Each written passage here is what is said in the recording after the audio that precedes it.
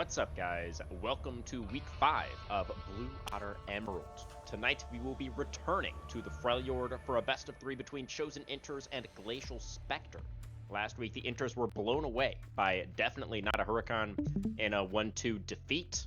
This was the 3rd consecutive match loss for the Chosen Inters, which unfortunately places them towards the bottom of the standings in what has turned out to be a very competitive Freljord division. Glacial Spectre, on the other hand, seem to be much more comfortable with these colder temps, as one would expect.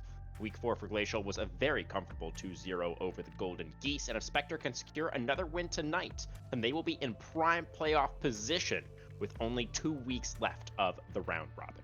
My name is Crewman44. I'm joined, as always, by the scintillating Mr. Storm for tonight's action. Storm, how are we feeling? Feeling good. A little tired today. Last day of the elections in Canada, which I volunteered for. But we're not here to talk about me. We're here to talk about Blue Otter Emerald and Otter Talk. So I'm going to introduce our guests tonight with us. We have a couple of people. So first off, we have the Shattered Spire crew. So we're going to start with Boostus, the ADC. Can you introduce yourself? Just give us a quick fun fact and tell us what position you play. Hi, my name is Boostus. Penguins can find their way home no matter how far you take them away. They always have a sense of direction to find their way home. And I'm an AD carry. Alright, perfect. And then joining Boostus from the Shattered Spire, we have Witch at Black Mass. Do you have a fun fact as well for us? No fun fact. I play jungle. Not as fun as the penguin one, you know? Only serious facts, no Yeah. ones. And then we also have with us VFD Lambo. Can you introduce yourself, what team you're on, position, and if you have anything else you want to say? Yeah, I'm the ADC for TTM, and fun fact is Chicken once lived for 18 months without its head. So. All right. I That's think the penguin one was the best, I'm gonna be honest. Yeah. Yeah, Penguin was the leader for sure. Yeah, but have you ever eaten a penguin? No. All right. And then finally joining us, we have on Discord Lockscreen Gamers. Just what's your name, team you're on, and fun fact if you got one. My name is Wander. I'm the support for Shattered Spire, and I do not have a fun fact. So. All right. Well, without further ado, we are going over the power rankings, how we feel every group is looking. I had just posted an article saying how I think the individual teams are going, but we're going to start all the way up here in the Demacia division, I believe, with our first set of power rankings here. Just kidding. This is the Void division, okay. where there are actually no teams. It's just a Void. Very exciting. So, guys, here in the Void division, which part of the Void do you feel like is the most... No, just kidding. Raven, we are missing the information on the graphic, Mr. Producer. So this is should be Demacia is what we were hoping to take a look at. Excellent, Awesome. excellent. Perfect. So, as you can see, guys, Storm and I did put our heads together to come up with our own kind of rankings over there on the left. So, starting out there, Storm, Crash Outs, I think, was a pretty easy number 1 rank for us, right? yeah, I personally feel they're probably the best team in the league, so I have them ranked as number 1 in this group. Yeah. I mean, maybe the only other notable thing for me in our rankings is the fact that we did actually put Conduit Sun relatively far down, despite the fact that they have been doing pretty well. They are 3-1 right now.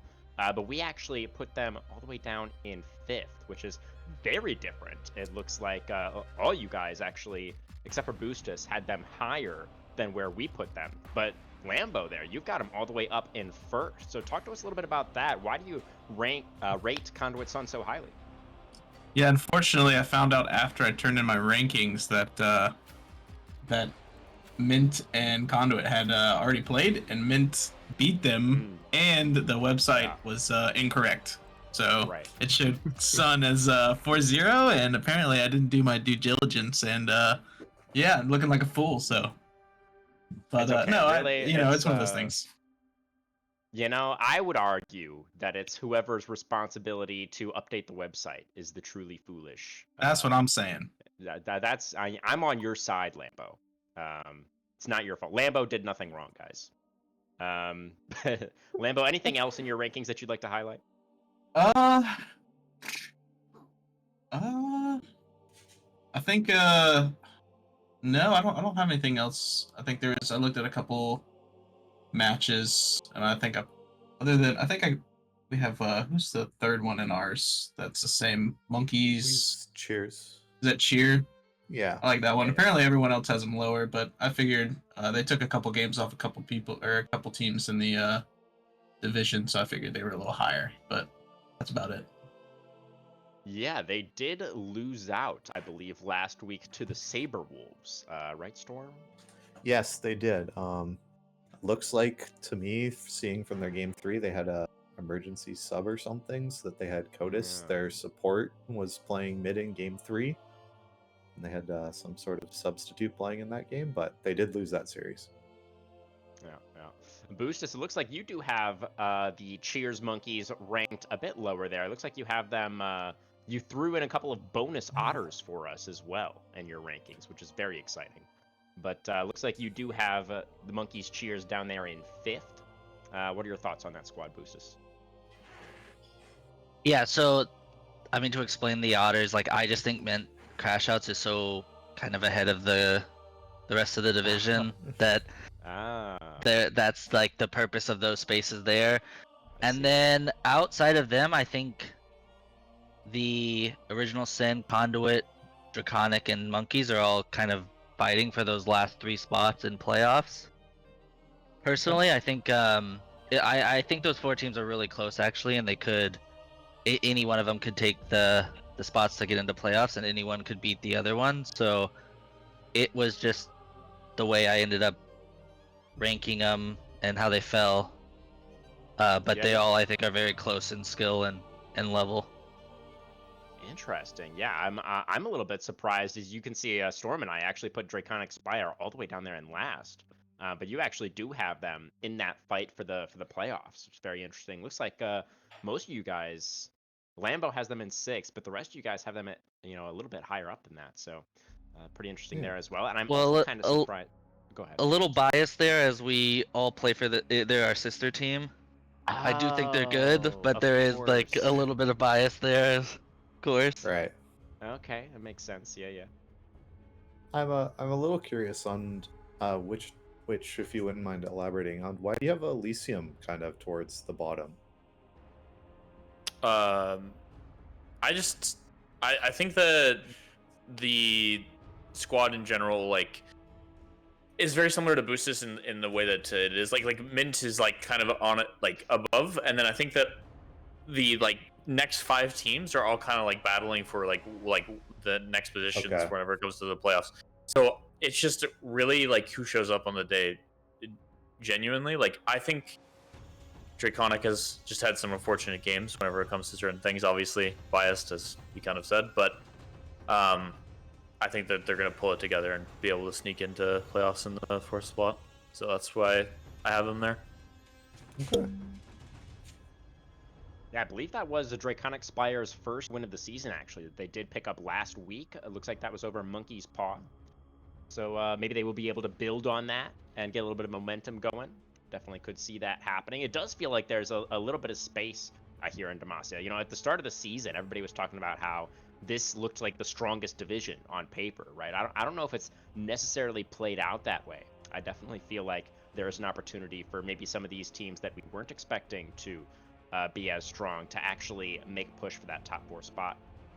But Wanderer, we do, of course, still need to hear from you as well. Anything in your rankings that you'd like to highlight, or anything that we've discussed regarding the Demacia division that you wanted to add to? Mainly, like, yeah, Mint Crash Outs is definitely, like, the best team. But if I'm gonna be honest, like, I think Draconic Spire is actually better than Mint Crash Outs. They've just been having unfortunate stuff, like, with their team. But, like, on paper, that team should be the best team in the group. I'm gonna be honest. So Draconic Spire should be? Yeah, like, just on paper, they're actually, like, the best team probably out of this entire division. I think they just need to simplify their drafts and like, you know, just play like what they're good at, and they can definitely beat like every team in this group. Wow, interesting. So I want to Wow, hear from. that's quite a call out, but yeah. Yeah, yes, I'm definitely pretty surprised by that as well. I want to hear from Lambo really quickly before we move on, as the one non-Spire guest that we have in the call. What are your thoughts on Wanderer's take there? Oh, that's a bold claim. You know, It is, isn't it? That's a bold move, Cotton. You know, it's they are the top 1-3 team, you know, in the standings. So I mean, I guess if you were gonna pick one of the bottom ones to say that they're better, then I guess you could say that. But we're gonna find out. That's for sure. We will. But for now, let's go ahead and move on to the Noxus division, Mr. Producer, if we could move on over there. Excellent. All right. So Storm, what do you feel like is especially interesting in our rankings here? Where do you think we should start? Well, I think definitely we should start that you and I have the Bing Chillers over the Suit Sprites, despite losing to them on stream. Yeah. I think that's probably the biggest thing that most of us have going. Maelstrom, I don't know if anyone else has noticed, but they are a completely different roster than the one that signed up for the league. So we do have them a little bump up above some other people. But I think this division is kind of like there's a very, very clear top 4 in the Noxus division. So Yeah. Does anyone have any faith in any of these teams that are towards the bottom half of it, or are we all just kind of feeling it's very clear top 4, bottom 4? Really quickly to add on to what you just said, Storm, the reason that we put the Winions above the Soot Sprites, right, was because the Winions did end up having to play with a substitute mid, I believe, in that match that they played against one another. Oh, was it Jungle? Yeah, Steve, I don't think is on the main roster. Right. Absolutely right, yeah. So that was the reasoning for us, why we put the Winions up there at the top. I think that as you kind of said, it's kind of clear cut, like top 4, bottom 4 for this group. I think that very similar to the other group, like the top 4 in this one are all like pretty competitive. I don't think it is really dependent on the day on like what team is going to come out on top. It was kind of unfortunate for us, like against the Big Chillers group last week, but I think that we kind of ironed out what we need to do, and I think going forward we're in a better spot as well. So what happened in that match last week, Witch? I think that we just like prioed different things than what we should have, and we didn't do what we had practiced. Really, that was pretty much it. So fair enough. It was a jungle gap. Yeah, jungle gap. Yeah. Always. Well, yeah, it looks like we are, very, very similar, honestly, all of us, in the rankings here for Noxus. Fustus, do you have any thoughts about, like, the Soot Sprites versus the Chillers debate up at the top? I mean, I assume you agree with Witch as well, and he's talking about how, between the top 4 teams here in Noxus, anybody could take a game off anybody else depending on form on the day, right?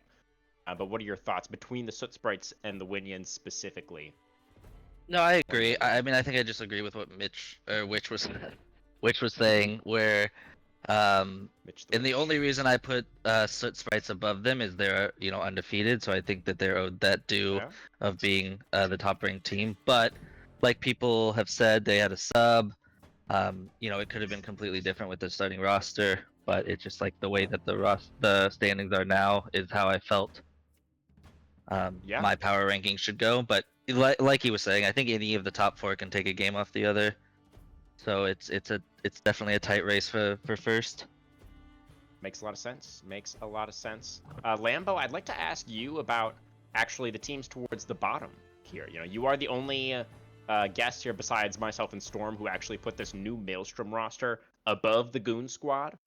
First of all, were you aware that it is like a completely different roster? And, if there is a team down here in the bottom 4 that you think has any chance of punching up, which team do you think it might be? Yeah, I'm sorry. As far as everyone putting Goon Squad, you said the Goon Squad is a different team or no? Is the Maelstrom's different? Maelstrom is different, yeah. So the only problem I have with that is Goon Squad hasn't won a game yet. Uh-huh. So how do you put Goon Squad above Maelstrom? Unless you just think the totally new roster is just way worse. That's the only thing I have to say about those two teams. Like, how do you say that the team's better when the other team hasn't even won a game? I don't know. Wander, That's my only input. Yeah. Until today, the reasoning I had for it was that Maelstrom forfeited, which I know now that Goon Squad did. Yeah. But that was kind of my reasoning is Maelstrom had forfeited a total series, so I put them just at the bottom because that's lame. True. Yeah. Fair. Yeah. And both teams FF'd to the Winions, right?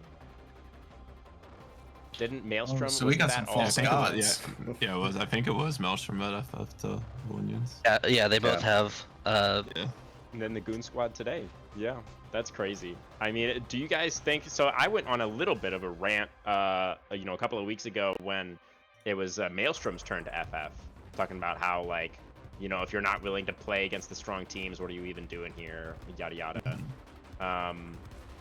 So do you guys feel like this is kind of a situation where these teams are actually afraid to play against the Winions, or do you not necessarily think that we have enough to actually make that assertion? Or I mean, obviously we don't actually know for sure what the reason is that they FF'd, but it's definitely suspicious, right?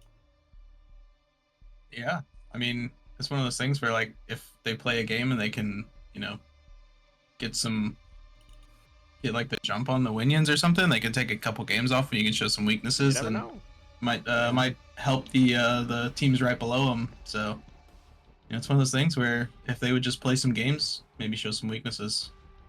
Maybe. Wanderer, anything you wanted to highlight in your list here for Noxus before we move on?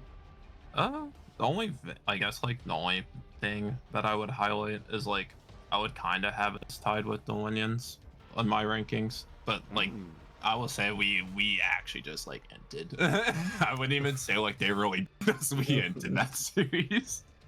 Yeah, fair enough. When we got our stuff together, we've figured out what we need to do. So. And it sounds like you guys yeah, are it's all on the same page about that as well. So yeah, feel good about it. Let's move on, guys. We are already running a bit short on time, so let's take a look at Ionia really quickly. We do have for myself and Storm. Yeah, looks like we're all aligned. Everybody aligned with TTM up there at the top. They have been looking really good, still undefeated here in Ionia. And then Storm and I, we put TSI there in second. Storm, anything else in our rankings that you feel like we should mention? Yeah, I feel like TSI in second is kind of a conscientious decision. I noticed Boostus Wander and Wichita all have XSV in second. TSI just right now has kind of the track history and everything of it to be the second place team. You're a big supporter of them, and I think that team has definitely the potential to make it deep into playoffs. I don't think that they're a first round exit or anything like that. I think most of the teams in Ionia here that are looking to get into playoffs are going to be doing well. They're kind of one of the picks I have for being a dark horse division. I think this division's going to do pretty well. Yeah, definitely. For TSI, for myself, I just was pretty impressed by RJ, watching him over in the Premier League. Witch and Boostus, you guys know about that. Wanderer, were you playing in the Premier League as well? No, I wasn't. Boostus kept me on the bench the entire split. Wouldn't let me play. He wanted you to save your energy for the Emerald League, I'm sure. True. He only brought you out for when he really needed you, right, Boostus? Yeah. Exactly, you nailed it on the head. Yeah, I knew it. What are your guys' thoughts on TSI specifically? I mean, it looks like you guys both have them in third there behind Gluttony. And it is, I believe this Team Solo Invade roster is actually quite different from the roster they were playing with in Premier. Is RJ actually, I think he might be the only member who's the same? I think, and I could be completely misremembering, but I think Sinsa, or I don't know how to pronounce her name, but there was one other player I think is on the roster as well. They had NBK was their mid laner in the Premier League. Yeah. Oh yeah, I mean I could just be misremembering, but My thought was this XSV roster, outside of their ADC, just won a league. And while I know that TSI just beat them like last week or something, I just think that they're poised to, bounce back and make a deep run, and are just a little bit stronger than TSI right now. But it is close. Yeah, Gluttony have definitely been looking really solid as well. And Wanderer, anything to add there? No, I think Business covered it mainly. Like, we played against them before, and they're a solid team. They just have like a couple weaknesses that they like work on. I think they can definitely win. Like, they make a deep run, like Business said. So are you referring to Gluttony or TSI? Yeah, this is the Gluttony. Yeah. Because they have mainly the same roster that they had. What was the last league we played in? What, Aegis? Yep. Aegis? Yeah, they have mainly just they mainly have the same roster. But like there were like the slight issues that they had, at least when we played them. But Makes sense. Lambo, it looks like you do have TSI up there in second. What are your thoughts between these two teams? And anything else you'd like to highlight in your rankings as well? Yeah, we played TSI last week, I believe. They took a game off us. And they're the only team that's taken, except for another team, I forget which other team. But I wasn't playing that week, so we'll scratch that. We'll scratch that one. But yeah, TSI also played against Gluttony and they beat them 2-1 as well. Right. So I just, from playing them and then also them facing Gluttony and beating them, I would just rank them higher. And that's pretty much it. I don't have anything else for the other ones. We haven't played. I think we're playing Dorado tonight, so I don't really have a good judgment on the other teams down there. But I think we have played Jolly Roger, maybe 2 of them. So yeah, the other teams I don't really have a good gauge on them, but those 2 teams we have played, and yeah, that's my take on it. For sure. Yeah, Dorado, this is going to be their second week, of course, with their new mid laner, Kiba Boy, I believe. So it'll be interesting to see if they can start ramping up over these last couple of weeks. Witch, need to hear from you really quickly as well. Anything you'd like to highlight in your rankings? Anything you'd like to add here for Ionia? I mean, Booster sent the wrong thing for my thing. I actually have, but it's okay. I'll just like kind of fill you in. It's not okay. TTM was first, XSV, Gluttony, and then I had Tilt, and then Team Solo Invade. I think that the Tilt team in general is a bit slept on. I have faith in them to kind of like pick up their socks and stuff like that. Like Weatherneck is like a pretty good top laner, and I think that in general their squad's like pretty good. So yeah, that's kind of the difference that I have. As for like the XSV thing, I think that like they just came off of a win in Aegis. Like they're with the majority of the roster, and they look pretty good. So, yeah. Cool. Let's go ahead and move on to our last division. We've got Freljord up last. You want to lead us off with this one, Storm? Yeah, for sure. Just wait for our graphic to change over here. So, Freljord Division was, as most people put it, the group of life heading into once the draws have been gone. Does anyone have anything different? Yeah, allegedly group of life. Does everybody still kind of feel this way, that most teams you feel confident would be making it into the playoffs? Kind of the main point I have. I would say there's- Oh, go ahead, Sorry. Matt. Go, Witch, go. No, that's fine. I think that there's a lot of like just unknown teams whenever it comes to it, like a lot of like orgs and stuff like that weren't well known. So I think people were just kind of like, oh, it's free, you know what I mean, type deal. But I think there's a lot of competitive teams in general that are here. So that's my opinion. I don't think people should sleep on this group. I mean, people slept on like the group of life last year with their last split with us. So it's just like we just got to keep that in mind. In my opinion. Yeah, I would just say I'm pretty sure last year you were the only team that won a playoff game. Yeah, that is true. That is true. But anyway, so in regards to our actual rankings, I see most of us. The major difference is I see you guys have Bloom Gaming. Those of you on on the Shattered Spire, with which Wander and Boostus all having Bloom in first. How come you guys have them over Conduit? I got a root for my boy Chung Shlomo. Ah, My goat. Yeah. My Yeah, other yeah. Bard main. Fair enough. The support that you guys had last season, right? When you won? No, that was the split we were playing against. Trung Soma Yeah, was. yeah. We were playing Oh, okay, my bad. Yeah, sorry. Well, I I think you're this is defending champion support right Yeah. here, Storm. Yes. Wanderer's right here. What are you talking My bad, about? dude. Come on, Storm. There's only so many Bard mains that get them confused. There are a lot of Bard mains, that's true.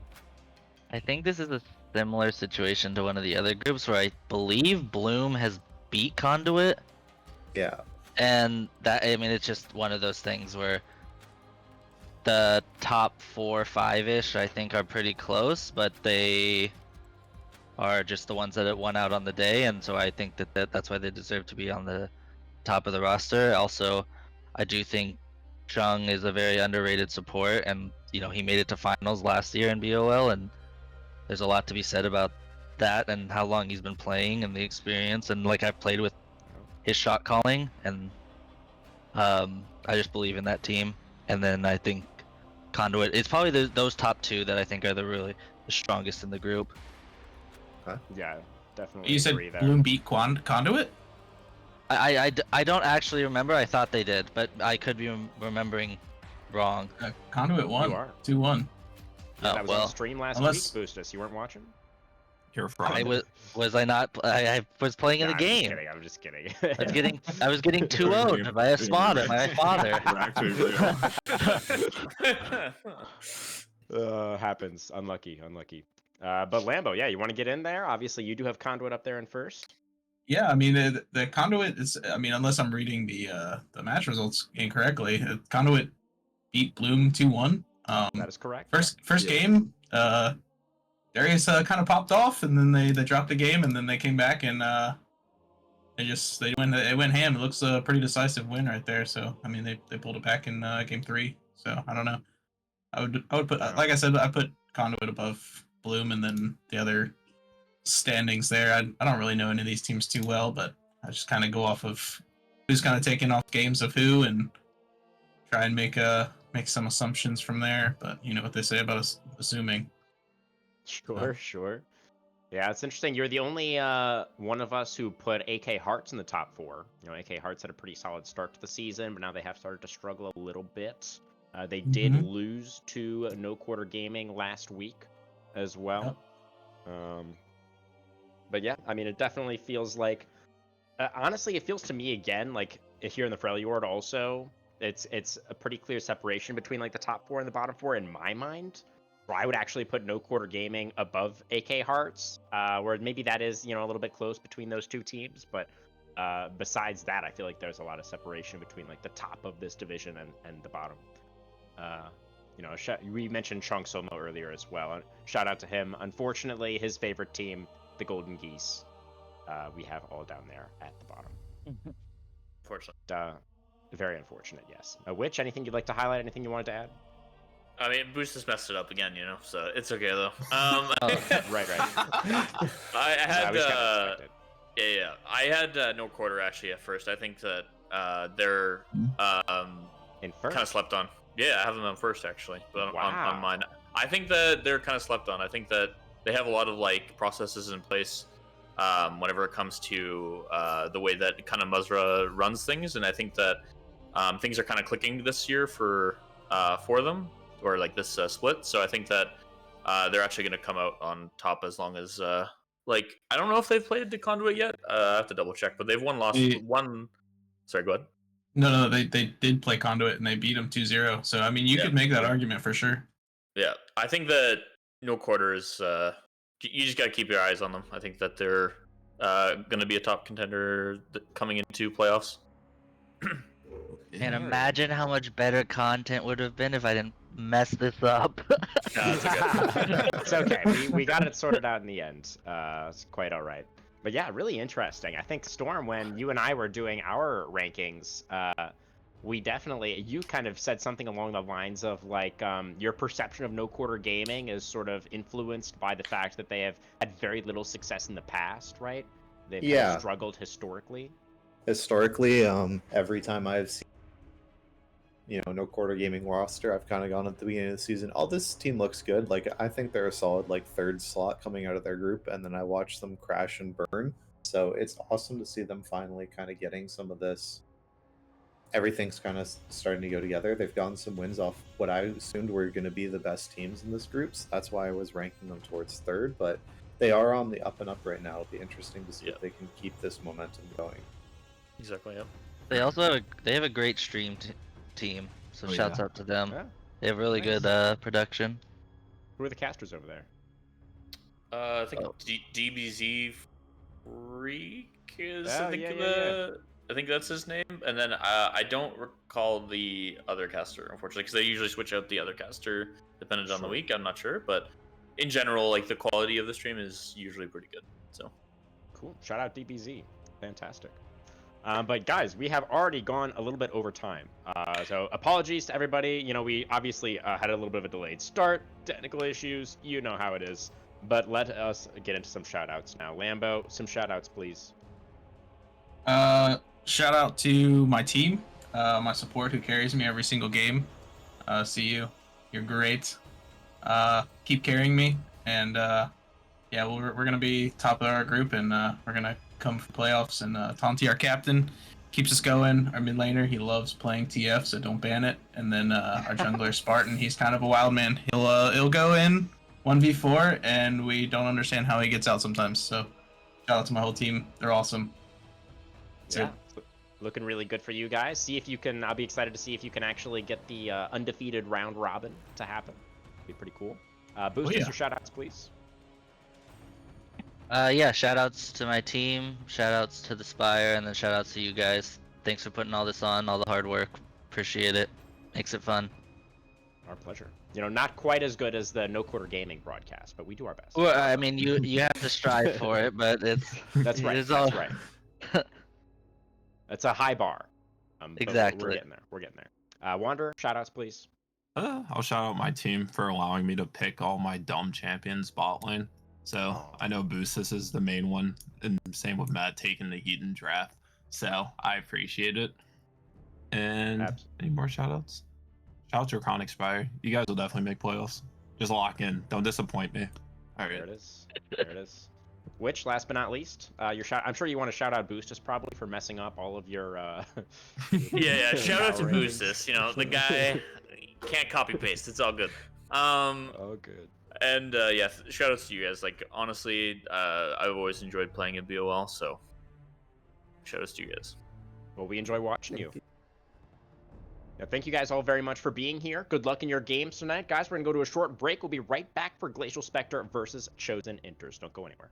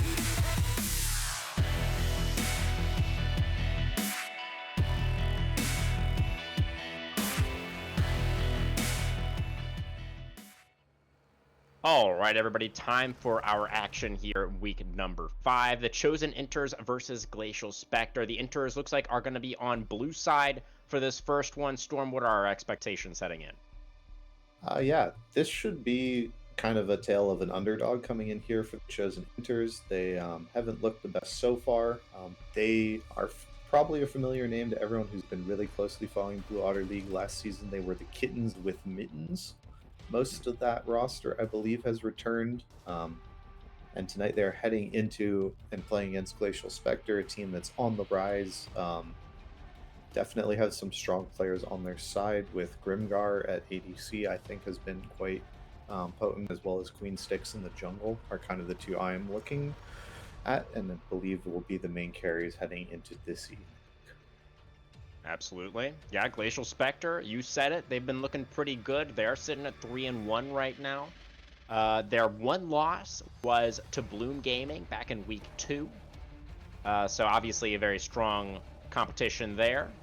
And then last week, they got the 2-0 victory over the Geese. And game number 2 last week over the Geese was 20 kills to 2 in favor of Glacial, and it was over in 24 minutes. So we know that this team can run away with games very quickly. They can be very dominant if they are better than their opponents. So we'll have to see if that is going to come into play tonight or not.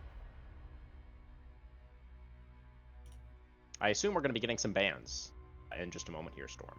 I was told that... Okay. So it looks like we are slightly more delayed on this draft than we perhaps were anticipating. But that's totally fine. Any champions in particular that you're going to be keeping an eye out for tonight, Storm? Obviously, there is going to be a patch tonight that is not live yet. So we've been on this current one for 2 weeks now. Yeah, just kind of looking towards like multi-OPGs, things like that, both of these teams, I believe, are big fans of like the really high prio kind of jungle champions. There's probably going to be a lot of fights over those, if I had to guess. Queen Sticks is a little bit more on the AP side of things, liking things like Morgana, Diana, Brand, Zyra, whereas we see that more towards Slayer Jinx, it's a lot more of the fighter junglers like Xin Zhao, Vi. So I'm guessing those are probably going to be towards what we're going to see a lot of. I think Lilia will be one of the contested picks of this series coming into it. Cool. Yeah, that would be interesting to see if we actually get some Brand jungle happening. You know, that is a pick that was slightly buffed on this patch. I really haven't been seeing it too much. You know, in solo queue or in competitive, but you know, obviously when he was meta, he was very meta. So perhaps he is in a good spot right now. Players just haven't really caught on just yet. Not entirely sure. Also, not entirely sure what's happening with the draft now, as there appears to be none draft. Okay, so we're using a different drafting tool. Does that mean that we are not going to be able to watch the draft? We are attempting to fix the graphic. Apologies to the viewers there, but we are working on it. So hopefully we'll have a draft on your screens momentarily. But yeah, the Brand definitely could be an interesting one. You know, you mentioned the Xin Zhao, the Vi, the Lilia, all very strong. Wouldn't be surprising to see those come out tonight either. What about some other roles, Storm? You know, what are we expecting from the mid lane here? Chosen, team captain. Looks like he plays a lot of Ahri. Yeah, so a lot of Ahri, a lot of Syndra, much more towards the traditional kind of mages. Also played a lot of ADCs other seasons. We might see the Tristana mid or something like that coming out towards Chosen. The side of Glacial Spectre. Yeah, Glacial. Robot Space Beluga. What a fantastic name. Robot. Is playing not many of these kind of traditional picks that we see. There are games that there's a lot of things like the LeBlanc, the Lissandra, some counter picks of like Pantheon mid into more Oh god. mobiles like bruisers like ADCs. We do see that I think we are getting draft up on screen here, so we We are. will be able to go through that. Perfect. And they've locked in Jace on B1 Storm. Hold me back. Hold me Yeah. back, Storm. It's good. Jace is a great pick for getting lane priority. Fine. They definitely have the hands to play it. All right. I Yep. believe you. Yep. Jinx Jinx Morgana is go ahead. Yeah, Jinx Morgana. I'm wondering, this is do you know which side is which producer? Yes, the chosen enters are on the blue side.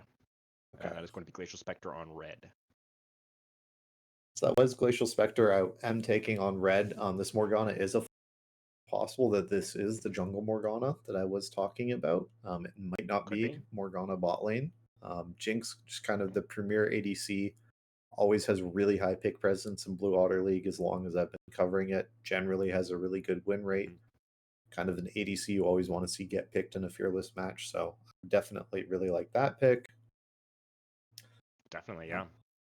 The Ezreal Karma is obviously a very powerful duo lane. And it is pretty synergistic. I mean, they've got a lot of range. They've got a lot of poke. The side of the Inters do. Yeah, everything's kind of... This is kind of lane priority the draft picked out. And that is a Sona locked in. That is indeed a Sona, yes. Very interesting. So, in theory, I think it can work alongside the Jinx in the sense that Jinx is not necessarily playing for lane, right? A Sona doesn't play for lane either. So they're just kind of like scaling up together, and Jinx does enjoy having enchanters to empower her later on in the game when she is looking to pop off in those team fights. It does mean that neither side has locked in any frontline or engaged just yet, which is interesting. Sona has flash R. You got to engage. Oh, my mistake. How could I forget? Yeah.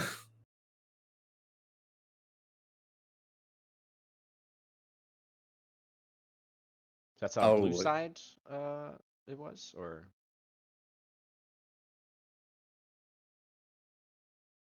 Red team. Okay, so it looks like this R1, or this first ban in the second phase is going to be Syndra, is what we're hearing right now.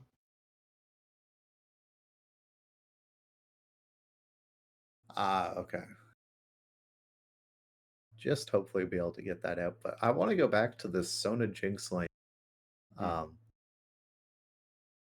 So the weakness of Sona is her early game. Yeah. For sure. Very curious to see why you would pick that into two champions whose basically best point is their early game in Ezreal Karma, right? Especially the Karma, yeah. Yeah. Is this kind of your thought of like that it's just going to be a W max type thing and just try and survive as much as possible with the Jinx, just give up some of these plates and go, it's all fine?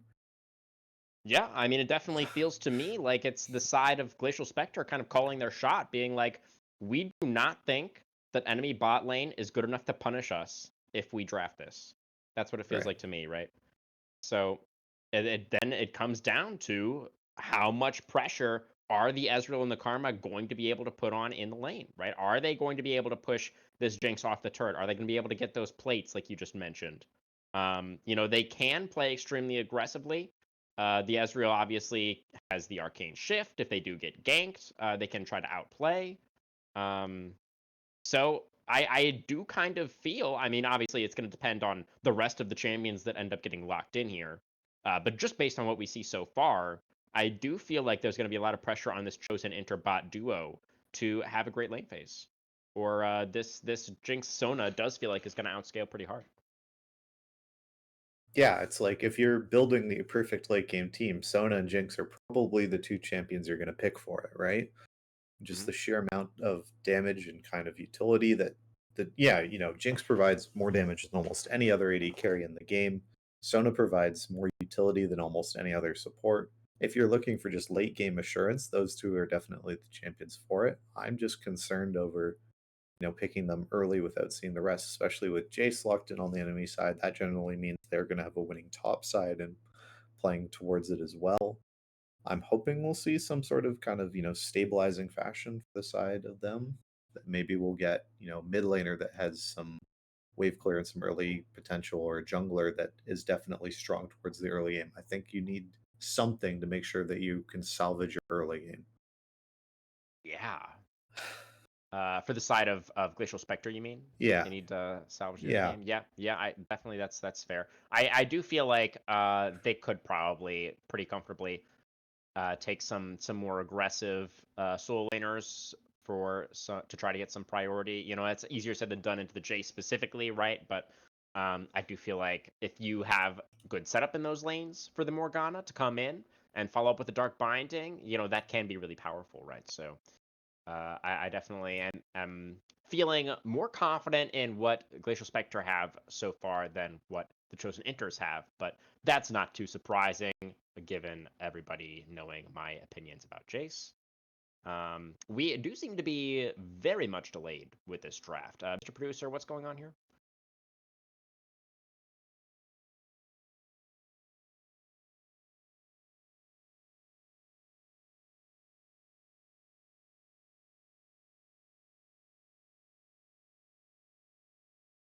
Okay, so it sounds like we're continuing to have some issues with the drafting website. So we are. I mean, yeah. I guess there's not too much else to talk about right now. I guess we could mention this Syndra ban. What do you think is the thought process with the Syndra ban, Storm? Uh, Again, a pick tool, something that can provide some of that setup. With Jace, you get an E stun off Syndra into a Jace poke, into an Ezreal poke, into a Karma poke, and then that's really, really hard to play into. Yeah, I mean, I feel like though for both sides, they need frontline and engage, right? I mean, if Yeah. for either side, if you draft even one more ranged character with that doesn't have setup, then I'm like, your draft is not drafting. The math is not mathing for me at that point if that happens. So I am a little bit perplexed by the Syndra ban personally. I feel like both sides really need more of an aggressive, I mean, a frontliner. Really, I mean, I'm expecting things in the mid lane. Like I'm looking at Galio, like a Renekton mid. Like that's kind of what I feel like both of these teams need to round out these drafts. Okay. Um, I definitely am not expecting anything in regards to that for either of these sides. I think that this is just going to be a fiery fire thing, and there's not going to be a tank locked in this game. Well, that would definitely be exciting. I guess we're gonna go ahead and go to a break, guys. Oh, never Okay. mind. We're doing a draft. We're trying again. Okay, we are back. There is a draft that is being drafted, Storm. Yeah. And everything's the same so far, which is great to see, and they're going quickly. Perfect. I'm sure they have had plenty of time to cook. We might see something truly wacky come out. It's already a little bit wacky, but yes, it could get even wackier, which would be pretty exciting. Yeah, I Let's want to see see here. somebody pick Veristop. Could happen. Could happen. All right, there's that It would Syndra be ban. if Glacial Spectre decided to go for the Varus top, then they would have a very purple draft, which would be obviously pretty amazing. Yeah, color synergy, very important. Obviously, yeah. So Syla's going to get taken away by the Inters. Looks like mid is going to be the focus for both sides here in this second ban phase. What other mid laners are you expecting might be taken off the table? I already mentioned a couple that I'm thinking about, but you don't necessarily have those expectations? Yeah, I'm kind of thinking that's going to be like a lot more setup tools, things along that way. That I think it's going to be like more poke mages and artillery style. I'm expecting to be really heavily contested here. I wouldn't even be surprised to see it banned here. It's just kind of a safer blind pick mage mid. Sorry, what champion? Your mic cut out at like Oh, sorry, the one Ari. moment Ari. that okay. Because I got I- every other word except for the champion name. But yeah, Ari definitely a very high prio pick and something we did mention just a moment ago, right? That is the most Yeah. played. It was for Chosen. It is his most played mid laner. As 50 games on the RE this split with a 56% win rate. But it is not going to be banned. It is still available. Glacial Spectre, I like this. You know, theoretically, gonna struggle into the Jace, right? Not gonna be a fun time. But I'm not entirely convinced. You know, we know Ornn is also a bruiser and an assassin. So I think he could turn the tables up there. We'll have to wait and see. Now, Chosen Enters needing to round things out. Presumably, mid and jungle is what we need, although Jace can obviously be flexed between the solo lanes, theoretically. Zyra. Zyra. Zyra Okay. jungle? Yeah, so that's still 0 melee champions. Yeah, it has to be Zyra jungle, right? Yeah. Um, Unless we are going to see the world's first Karma jungle. please no. I would hate that even more than Jace. And that's saying a lot. Okay. Let's see here. I'm thinking. I think they need. I mean. Nope. Nope. It's rain. Oh my god. Yes, It's Galio. Galio. Oh, it's saved. Oh, it's well. Is it saved? I like the Galio. But I mean, who's But the it's Galio blind. pressing R on? Also, it's blind. Yes, that's true. Let's see what Glacial Spectre are going to decide to go for. The Beluga Whale. Yeah. What's What our are we ADC? swimming with today? You mean mid? Yeah, ADC, like armor shredding mid. Like, are we going to see a Yone? Ah. No, just the Ari. Okay. Oh, gonna take a Chosen's Ari away from him. Obviously, Fearless here in BOL, so that is now going to be taken off the table for the remainder of this match.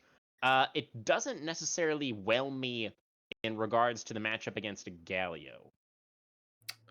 Yeah, I don't think that's a very good matchup. I mean, you do have the true damage portion of your Q to get around that from Galio doing that, but like I feel that was more just a denial pick for this series. That's kind of what it feels like, yeah. Yeah.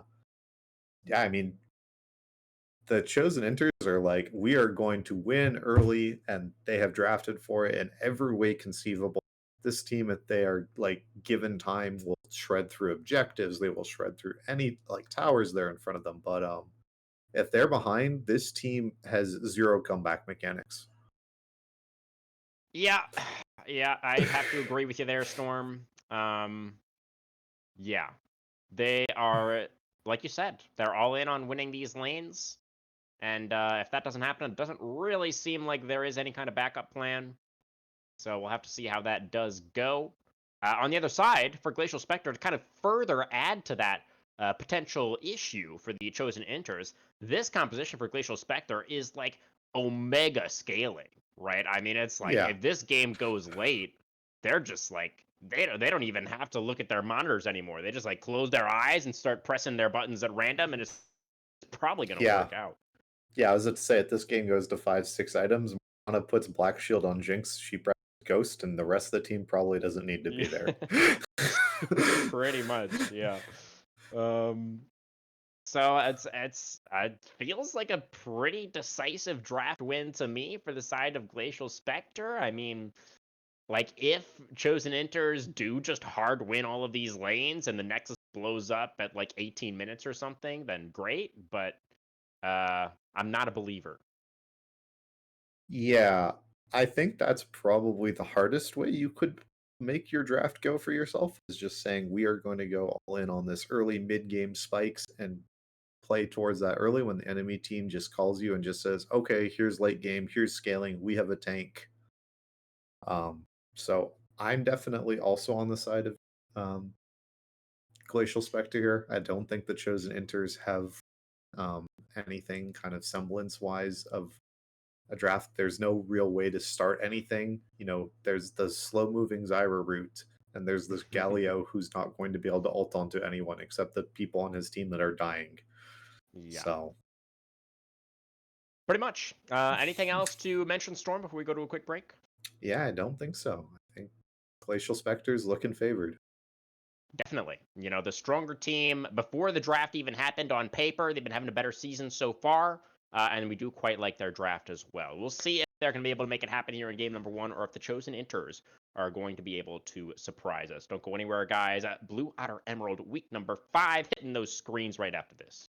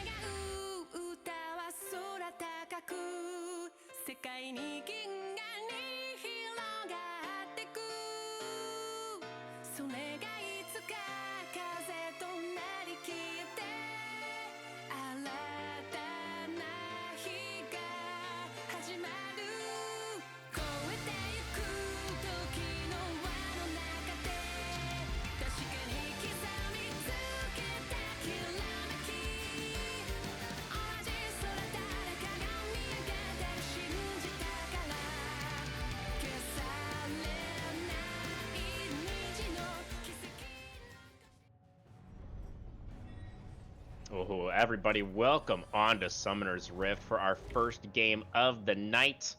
Glacial Spectre there, as we just saw on the red side, and here are the chosen enterers coming out of the blue fountain.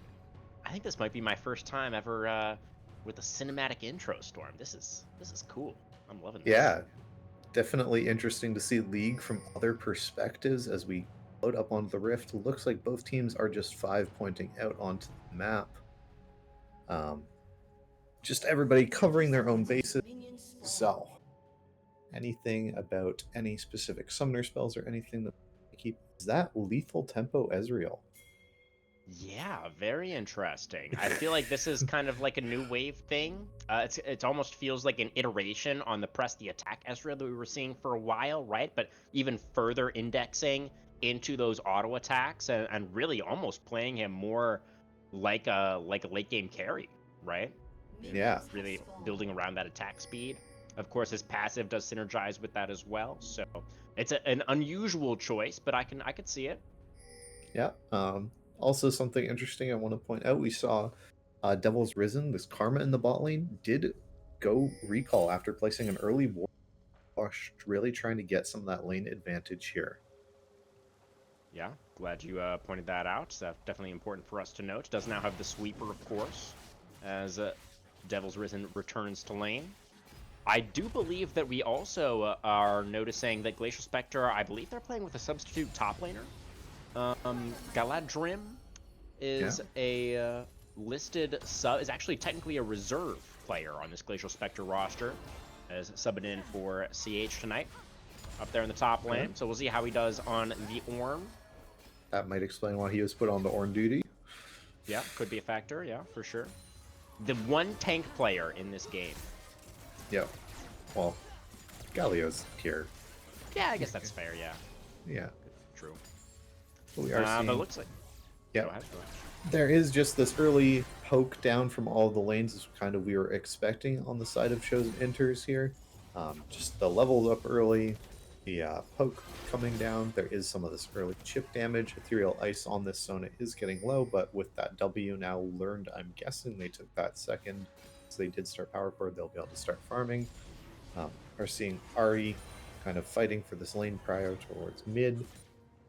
And both junglers are clearing towards the spot side, that they are kind of aware that this is where most of the action is probably going to happen early. Yeah, and Ethereal Ice has been chunked down pretty low. All these Glacial Spectre lanes getting pushed in for the first couple of waves, as we were expecting, right? This Chosen Enters draft. Clearly they wanted to index very heavily into lane priority, as we discussed. So everything going according to chalk so far, as we do have Jinx moving over on this Zyra. And Grimgar and Ice obviously pretty far back. It might be tough to actually find the angle, and as you mentioned a moment ago, Queen Styx is also on this bottom side of the map. Let's see. Yep, might just be a fight over this scuttle. See, face check. It's a good poke, but that is all Morgana does. Yeah. And Queen Styx, I think, correctly identifying that you can't actually fight to the death over that Scuttle Crab, because it is, of course, the Chosen Interest bot duo that has priority down there. So Queen Styx just going to resign herself to the topside Scuttle Crab. I wonder if Queen Styx is actually a woman. What do you reckon? Yeah, definitely something that is always interesting to see. That players just wanting whatever they want for their username, so always hard to tell. It is, yeah. Some might say even impossible to tell without actually asking them. It can be hard to identify just from the gameplay. Usually. Yeah. Shed that much light on that specific bit of information. Yeah, we do have our resets have come out from both junglers. Both junglers going for the Burn Urn as the first item. Makes a lot of sense. Yep. Just speed up your jungle clear, provide some of that damage to you. I'm wondering if they're both going to be building towards Blackfire Torch or Leandry's. What option that they're both going to go towards. That there is a couple of different items that Faded Ashes, I believe is the name of it, does build into. Correct, yeah. Absolutely. I would personally expect Blackfire Torch from both of them, probably, if I was building in this game. Just because I feel like it tends to provide a little bit more value.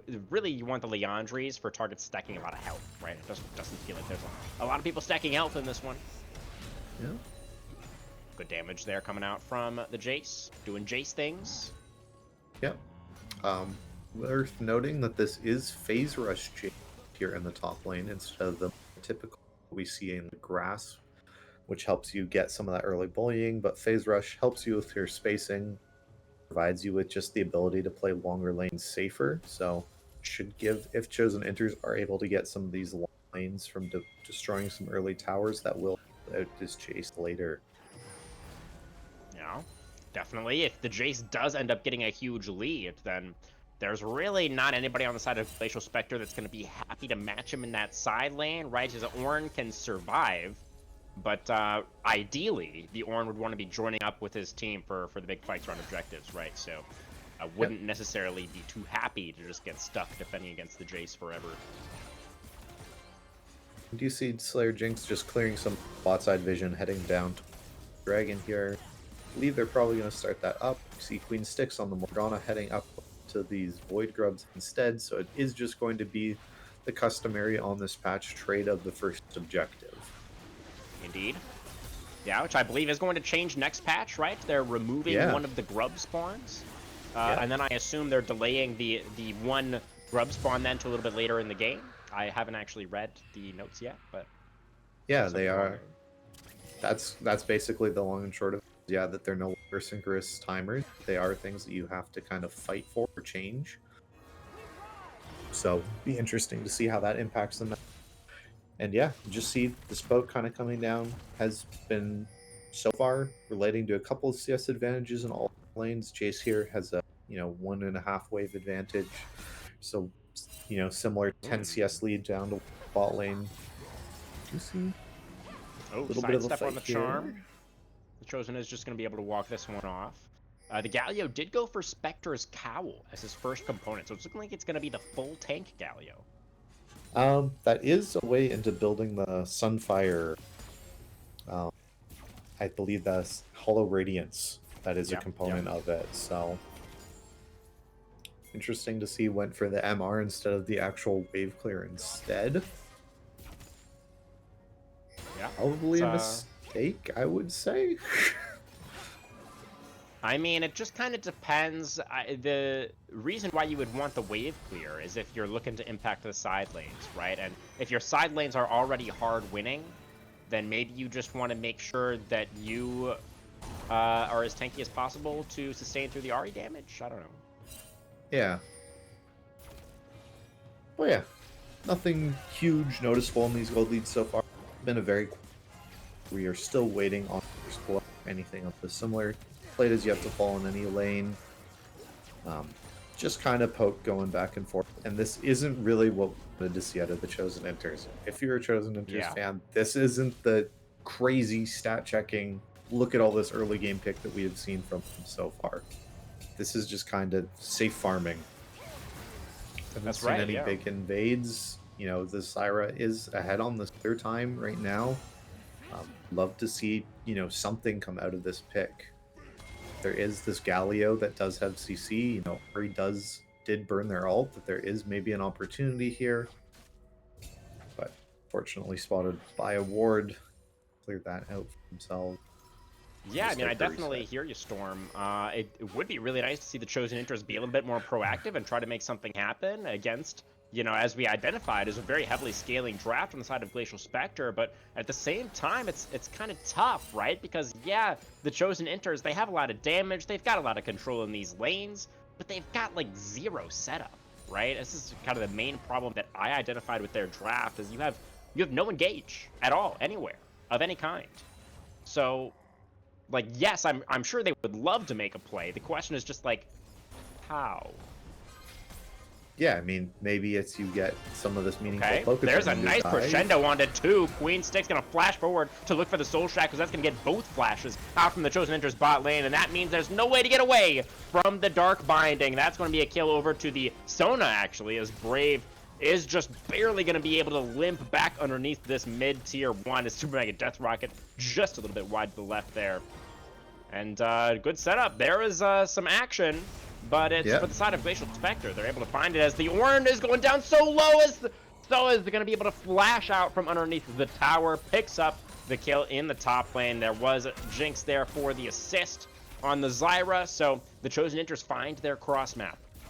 Yeah. Say it's so easy, not even close, right? Oh, I get it. Oh. Yep.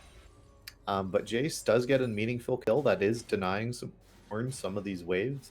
He is building towards Sunfire Cape item, which I hate, but does provide you with that ability to CS under your tower here. Finding this, see Jace going for this classic kind of lethality build, wanting to get this mid-game spike even harder. To see that there might be a grub contest here, or if it's just going to be the smite away, or a Slayer Jinx is just providing a leash. So Glacial Spectre just need one, and there it is. They're both junglers actually using the smite there, and that is going to be 5 grubs now for Glacial Spectre, but looks like they're not going to stick around for that last one. Although Galadrim moving over. Oh, That would have been crazy if the orange stole that away, but not quite able to find it in the end. So Slayer Jinx is going to be able to deny that 6 grub buff from going over, but still, Glacial Spectre going to be relatively happy getting 2 of those. Yeah. And now they should be able to set up for this next dragon as well, spawning imminently, Storm.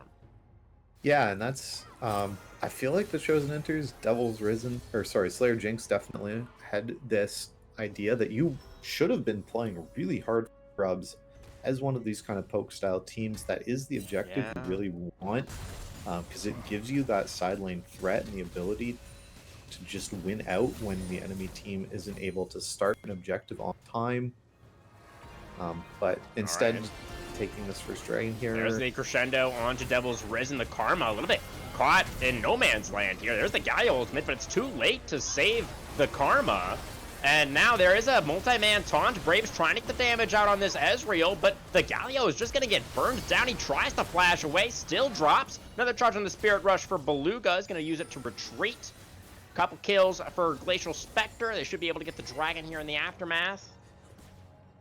Yeah, Morgana's still up, has Smite available. Should be a free objective as well, evening up the dragon count. Glacial Spectre just looking pretty much fully in control almost at this point. That there's the Chosen Ender's window, if it was open at all, it's very quickly closing. Indeed, yeah, and it just, they were kind of all over the shop in that last fight. I mean, it was like the Karma just kind of walking into like 3 people, and then Ezreal was like kind of there, and then Galio ulted so late. I mean, I don't even know what they were trying to go for there, to be honest. Yeah, tough to see, but hopefully they're able to kind of clean this up and figure out how they're going to be able to play with these advantages. There is, you know, things going right in the way of your Jace is probably your strongest member, with taking this dive early and having this kind of little bit of a CS lead. Then maybe you can look towards that if Galio is able to get any sort of presence in towards mid lane. We do see Slayer Jinx coming up here top lane. Maybe we are able to get something on this. Yeah, Galadrim's looking like he's in a whole bunch of trouble. He's going to get 1 grass proc before getting dunked by EZ. So there's another kill for the Jace. As Chosen, going to find some good damage here onto Beluga in the mid lane. Does have that Hollow Radiance completed now for the Galio. Oh, not quite able to find the Justice Punch. Nice charm from the Ahri. But we haven't really seen anything yet from this. Ezreal has completed the Trinity. Kind of interesting to me that despite going for this lethal tempo setup, is still building kind of the typical Ezreal items. Nothing really changing or that different here. Turret plates have fallen. Wasn't really any huge leads generated from those. We did see the feat of Warfare picked up by Glacial Spectre from that last fight around the dragon, and they do have 2 neutral objectives as well. So they just need 1 more neutral objective to get the feats of strength. What were you going to say, Storm? Just going to be interesting to see who is able to take this game now that turret plates have fallen. There is the grubs on the side of Glacial Spectre, even though their towers are pretty much lower across the board. Yeah. Really goes back to what you mentioned just a moment ago, the fact that with a strong poke composition like this, that what Chosen Enters have, you'd normally expect that team to really heavily prioritize the grubs, right? If they had, you'd have to imagine that one of these turrets might have even already gone down for them if they had that additional buff, but obviously not really able to get it. So, see if they can make do without. Yep, we are seeing, you know, some movement down towards this bot lane here again. So Easy is just continuing to poke Ornn out, has just built armor and will continue to do so until this poke is ineffective, hopefully. Thinking this might even be, you know, if the game goes late enough, a Warmog's game, as rare as those are. Yeah, pretty rare these days. This, that item is hated almost as much as Sunfire on the current patch. Yeah. Pretty inefficient. Supports kind of killed it for the fun of all of us top laners, unfortunately. They kind of did, didn't they? Yeah. Yep. There was that little while where they were just building it first. That was obviously not great. Yeah. We do have a Rift Herald alive. We also have a Morgana who's flashing away from that hero's entrance, as Chosen did fly in. Scuttle Crab did go over to Jinx on the Zyra, so the Chosen is able to lock that one down. And now we've got Ethereal moving over. Yep, everybody's here to join. Karma is here as well to link up with this Galio in mid lane. And Jace is unfortunately going to have to go back to catch this top wave and try and get that pushed in. But there should be a big fight over this Rift Herald. The large purple crab, yes. Yeah. We'll see. So far, it's just Zyra hitting it. We'll see if Glacial Spectre want to have something to say about this. Chosen is going to adjust his punch away. And they're trying to move on over. Are the Spectres. Yeah. But the Herald getting burned down. They've already got it down to about half. And it looks like in the end, the Spectre's just going to call off the play. They rotated Ethereal all the way over here, but in the end, they didn't have position. And it was too hard to force their way in against the Zyra, despite the fact that Jinx didn't actually have ultimate available. Do you feel like Glacial Spectre could have tried to force a fight there? Yeah, I mean, you have some of your go buttons there, that there is the Flash Sona ult, you have Ornn ult available as well. There was definitely a way to get into that. This should be a solo kill here. Yeah, Galadrim is trying to go for the Forge God call. Does get the Brittle auto. Mage Assassin Bruiser Ornn. Oh, it was so close. The minion autos. The minion autos. He's dead. No. And in the 1v1. Oh God. Jace. Oh, Jace. Nice. Oh, yeah. I'll stop. I gotta. Yo, you gotta hold me back, Storm. Well, yeah. Okay. You take it. I mean, Jace showcasing his ability to show that huge damage, and the reason you don't go into Hammer Form against Ornn is showcasing there when you get Brittle Pocked on twice and die. Oh, NA Jace. And we weren't able to use this Herald to break a tower to claim that feat for us, and that Dragon going down. That should be feats over now to Glacial Spectre. Oh, but okay. Ezreal does There's the a solo kill for Brave, yeah, and now he's probably going to pay for that one. That was a flash. Maybe he was trying to play some, like, mind games there, where he was, like, going to flash into the... But then he auto-attacked afterwards. Yeah. So... I got nothing. Yeah. Hey, got the solo kill. Both of your That's AD true, carries. he did. Yeah, and both of your AD carries are now without some. That favors Ezreal, who's a lot more mobile.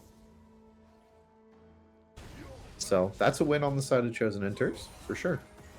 It does look like they're also going to be able to get this mid-tier 1 as well. Yeah. Beluga not going to be able to make it back in time. And there That's it a is. huge win for a poke composition, getting that first tower down. Just opens up so many more avenues for you to land all this artillery. Yeah. We do have nobody really able to get towards 2 items just yet, although Beluga does look like he's actually pretty close on this Ahri. It looks like it's going to be the double burn build for the Ahri this game, which I don't know if I love that. I mean, again, there's so many squishy champions on the enemy team. I feel like you should have just gone like Shadow Flame or even like Deathcap second. I feel like could have been pretty cool. Yeah, definitely had some of her AP ratios last patch here. That build kind of is better now almost, and I kind of agree with you. This double burn isn't really gonna contribute to anything except maybe hurting this Galio, but they have already built a Hollow Radiance and has a magic shield that generally is that build isn't all that effective against. Right. There's some damage coming out there from the Beluga Whale. It's actually chunking down Chosen pretty effectively. Maybe he is onto something with the double burn there. Doesn't even have that Leandri's done yet. And already is Galliot's actually looking pretty killable. Maybe there is something there. Let's see. Yep. Other reason I don't like it is your Morgana has already built Leandri's. Oh, and, true. Don't want to double stack those things as it doesn't work. For all you ARAM players out there, I'm sure you know. Indeed. I played an ARAM the other day where I tried Aurora for the first time. Champ's actually kind of fun. Yeah, lots of fun to play. Just not against. True. Yeah. The ultimate is actually, I inted with the ultimate so many times. It's actually not intuitive at all how to use that. So that's, I guess that's you really separate the good Aurora players is how they use the ultimate. But no Aurora in this game, so I'll try to stay a little bit more on topic. As Brave is going to be able to get this mid-wave pushed out. We've got 2 minutes now on this next dragon. And we are also going Hammer Form onto the Ornn again, who is going to be able to Searing Charge back underneath its turret, and is probably going to be fine. I think he's fine. But I want to ask you, Storm, about this next dragon we've got coming up. So it would be soul point for... We've got a Zap connecting onto Devil's Risen. And now we've got a flash forward for Styx as the... Karma just blew up. This was the rocket from the Jinx that did actually secure the kill, so but literally Brave blew up. Should be able to pick something up here if he goes a little far forward. Has Arcane Shift away. There are some low health bars on the side of Glacial, but looks like they will just be able to get their one pick and walk away. But anyway, in regards to what you were about to say, third dragon spawn is something that you probably need to fight over. Yes. I feel like it might be one of those cases where, okay, let's... Just a moment there, Storm. We'll get right back to that as Galadrim in a 1v2 situation once again. Can he find the trade kill? The Mage Assassin Ornn? Oh, a little bit late on the call of the Forge God there. Not going to be able to reactivate that in time. So that is kill number 1 for the Zyra. Yeah. You were saying, Storm. Yeah, so, again, sacred duty of every poke everywhere. Pretty much sacred duty of everyone everywhere. Get to dragons 30 to 40 seconds before they spawn. That way you can properly put it up, just as we see Ethereal Ice has done. That objective is prepped. It's ready. We're going to see Chosen Enters go, screw this third dragon. It's Atacon time with this teleport up top lane for this. So we're going to cross-map trade. Do I hate it? I'm not sure how I feel about it. The Otacon, when you only have one dragon, it feels like the Otacon is honestly more of a denial than anything. It is the Ruinous Otacon, so it is the buff to epic monsters, not the GA Otacon. So the reality is, Storm, they just don't have very many epic monster buffs to be buffed. Yeah, unfortunately, one grub buff and the one dragon buff. Not the most impactful, but does still give your team all of that, all those flowers for all the extra CC, and we are picking up on Ornn again. Okay, yeah, the reserve player, they're trying to bully him. They did obviously take that tier 1 turret in the top lane in addition to the Otacon, but it looks like they just lost their tier 1 in mid, so we're actually tied at 2 turrets taken by both sides. And I just feel like Glacial Spectre are so happy sitting on Soul Point with a scaling comp. Like, yes, your Ornn's been bullied a little bit, but he's Ornn. What does he care? He's chilling. Yep, on the side of Chosen Enters, it's just that thing of you need to find your go button, right? What is it for you? Is it Zyra Ease, Blind Bush? Is it Galio flash taunting someone? You gotta talk to each other, find out what your call is to get back in this game, because it's slipping through your grasp. It might already be gone at this point, but you have to fight this next dragon as a poke comp. In 4 minutes, you are forced to come somewhere, which is never the situation you want to be in. So Grimgar right now has all of his sums up, is healthy. You need to start focusing this Jinx, focusing this Sona, get these people not comfortable and in a way, and find some way in. Yeah, I mean, just imagine Cloud Soul for Ahri and Morgana. Woo! Scary stuff. Yeah. So we'll have to see what that setup does end up looking like. And this is the point in the game. This is the moment of, well, not right now, but like when the dragon spawns, that is going to be the moment of truth for Jace specifically, right? It's like, yes, you've had a great game so far. You've been bullying in the side lane. You've been getting all this farm. You got a turret.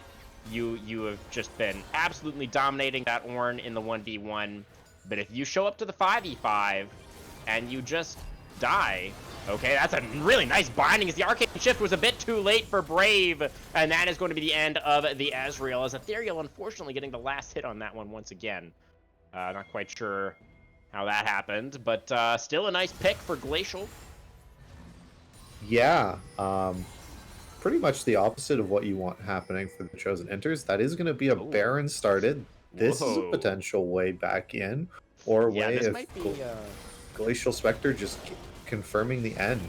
Oh, okay. All right, Jace. Show us what you got. Do your thing. There's some Nice flame chompers though from Grimgar, gonna delay easy. Oh, his ethereal ice though is going so low on this zone. Has to flash back over the wall. Galio now flashing forward, only finds the taunt onto one, but the call of the Forge God as well. Only getting, there's a nice knockup coming out from the Ornn, and now he should be able to frontline for the rest of the team. Look at Grimgar still able to hit. When are the resets starting to come? Nice charm set up there from the Beluga Whale, and now Grimgar can kite forward with the passive run-in. Jinx gonna get taken. Oh, the shield from the Karma, and the flash forward from Beluga gets the shutdown. That's gonna be 2 for nothing in the fight as they find another dark binding, another root from the Morgana. Queen Styx showing us a mastery on that champion. There is one back for Devil's Risen as the Karma manages to weave an inner flame onto the Jinx. And the fact that Grimgar goes down there means that Glacial Spectre can't actually turn back to the Baron, so that's actually pretty big. Yeah, but pretty much a disaster. Jace getting some of this huge poke, getting some of this burn down. Would love to see it, but there's now only a minute 15 until this dragon spawns. And there's not a lot that you can say that's going to be able to provide it. That they've already threatened this Baron take for the side of Glacial, so you have to keep that in mind. So that means you need vision somehow to work this Baron to establish that, as well as impacting this dragon. There's just too many forces, I think, pulling Devil's Risen. I think they're just going to concentrate solely with this vision down towards this dragon here. And the ornaments coming through now for Glacial Spectre as well. Grimgar was first, had the Wild Arrows upgraded there, and then Galadrim just now upgraded that Death Cap on Beluga as well. So both of the carries for Glacial so incredibly powerful at this point in the game. And it's going to be a tough sell for the Inters to get in here and actually deny this soul from going over, as the Banana Brush is where Glacial are going to be starting out from, where the Spectres are going to be moving in. As it is actually mid-prio right now, going over to the Inters, so this is going to have to get cleared out by Glacial. 10 seconds on the Dragon. They do have the control of it right now. We do have the Ornn ult available, ready button. So it's all eyes on Galadrim here. See when they call it. And let's count the shock blasts as well from EZ, all right? Let's see. 1. Nope, he missed it. Oh, That's still 0. Okay. Hit shock blast. Okay. That's right. I don't care about missed shock blast, Storm. Those don't matter, okay? That you don't pick Jace to miss shock blasts. That's called the Forge God onto the Galio, who's just gonna get immediately popped. There's so much damage from Glacial Spectre right now. Beluga, one more charge on the Spirit Rush. Where's he gonna go? As I think that was unfortunately another miss on the shock blast. Soul is gonna go over. The Zyra is gonna die as well. And yeah, this game's done. Beluga is gonna get in there. They're gonna take down the Karma. Easy tries to flash away. The flash follows are there. The Dark Binding lands. The knockup to follow up. Easy trying to get some damage onto Styx. He did do a good amount of damage, but there is a Zhonya's button available for the Morgana, so she is not going to die, and it is going to be every single Inter in the Death Chamber. That should be the end of game number 1. Yep. All over but the crying. We see Jinx able to get that tier 2 mid, another tier 2 down here. Probably take some jungle camps on a reset if we're just going to go crack some inhibitors. This is fairly early in the game, only 29:40 in, so not these really huge death timers just yet. So don't know if we're going to be able to take these actual inhibitors themselves, but not a lot to play for anymore. And now, yeah, as our producer just showed, Elder Dragon is spawning in 6 minutes. You're telling me there's a chance. Yeah. All right. I don't know if I believe you, but you can tell me that if you'd like to. Yeah. Technically a chance. Technically a chance. Amazing. Well, let's see if the Chosen Inters are technically going to be able to take that chance or not. With Cloud Soul now in tow, gold lead to the tune of about 7k. Glacial Spectre, once we see game states like this, Storm, as you know, I am always most interested in seeing how cleanly the winning team can close these games out when you are in such a dominant position, with the better scaling draft as well. The side of Glacial Spectre should have everything that they need to close out this game in the immediate future, so I would like to see them do so quickly and cleanly. Yeah, it's just simple steps that we all know playing League right now, right? That's right. It's get Baron set up, get mid priority. fish for people coming to check when you are doing Baron. Do Baron, win game. It's not complicated at this point. No, it really isn't. It should be very straightforward, in fact. There is a Scuttle Crab going to be secured. As the side of Glacial Spectre, they feel hesitant right now, and I'm not sure why. Yeah, just press on these people. Yeah, just kill them. Yeah. You can walk You're at these so people. Strong. Yeah. This is just playing right into the poke comp, which is, if you're a Chosen Enters fan, love to see it here. Lots of damage coming out. Just throwing out their skill shots, and they're just they're just throwing skill shots, and nothing else is happening. That's a charm that almost landed off the Brave. It's a nice backstep from the Ezreal. We haven't gotten mid priority yet on the side of Glacial Spectre.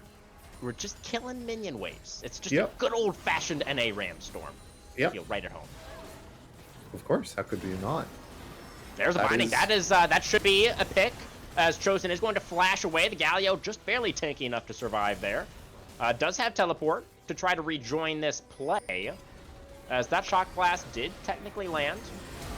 Jinx is going to flash away. That charm almost ended. The crescendo does. The knockup's going to be immune by the Zhonya's, but the Zyra in such a tough spot. Here comes the Galio ultimate over the top, but the Call of Forge God activation is going to come through. They're going to take down Chosen. A bonus Galio delivered alongside their salad.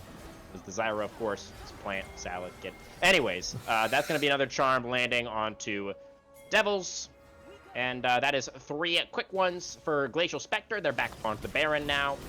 It took them a little while, Storm, but they did eventually figure out that they could just kill them. Yep, they did just walk at them and press all their buttons and kill them. Would like to shed out Queen Sticks. Landed another pretty clutch binding there on this Morgana pick, and the jump has looked really good so far on this. Absolutely. Not generally a champion that you see a lot of in higher echelon play, but always good to see them on something new. Yeah, I don't know if did we mention the Queen Sticks Morgana stats before? Yeah, I think I talked about it and said that it was their most played jungler this split. By far, yeah. 82 games on the Morgana. Second most is 27 on Diana. So yeah, this is a Morgana jungle main, and we are seeing that. So now let's see here with this Baron buff. Yes, hit me with the game plan from here, Storm. Baron buff. You have Baron buff. You can send one person bot lane, or you send... Well, you don't even need to do that, because there's no tower there. So you walk, and you take this inhibitor, and then you walk, and you take the other inhibitor, and then you take your super minions, and you ram them down the enemy team's throat.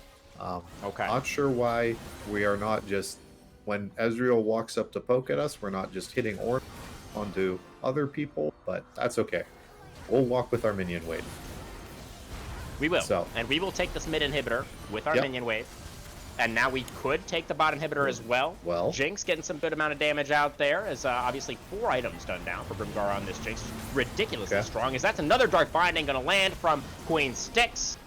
Once again, it felt like they were, look at that. Passive going, kills the Ezreal on the fountain. And there's a nice crescendo coming out from the Sona as well. Look at the Jinx just spitting out rockets coming from everywhere. And that's a quadra kill for Grimgar to end this game. Glacial Spectre incredibly dominant here in game number 1.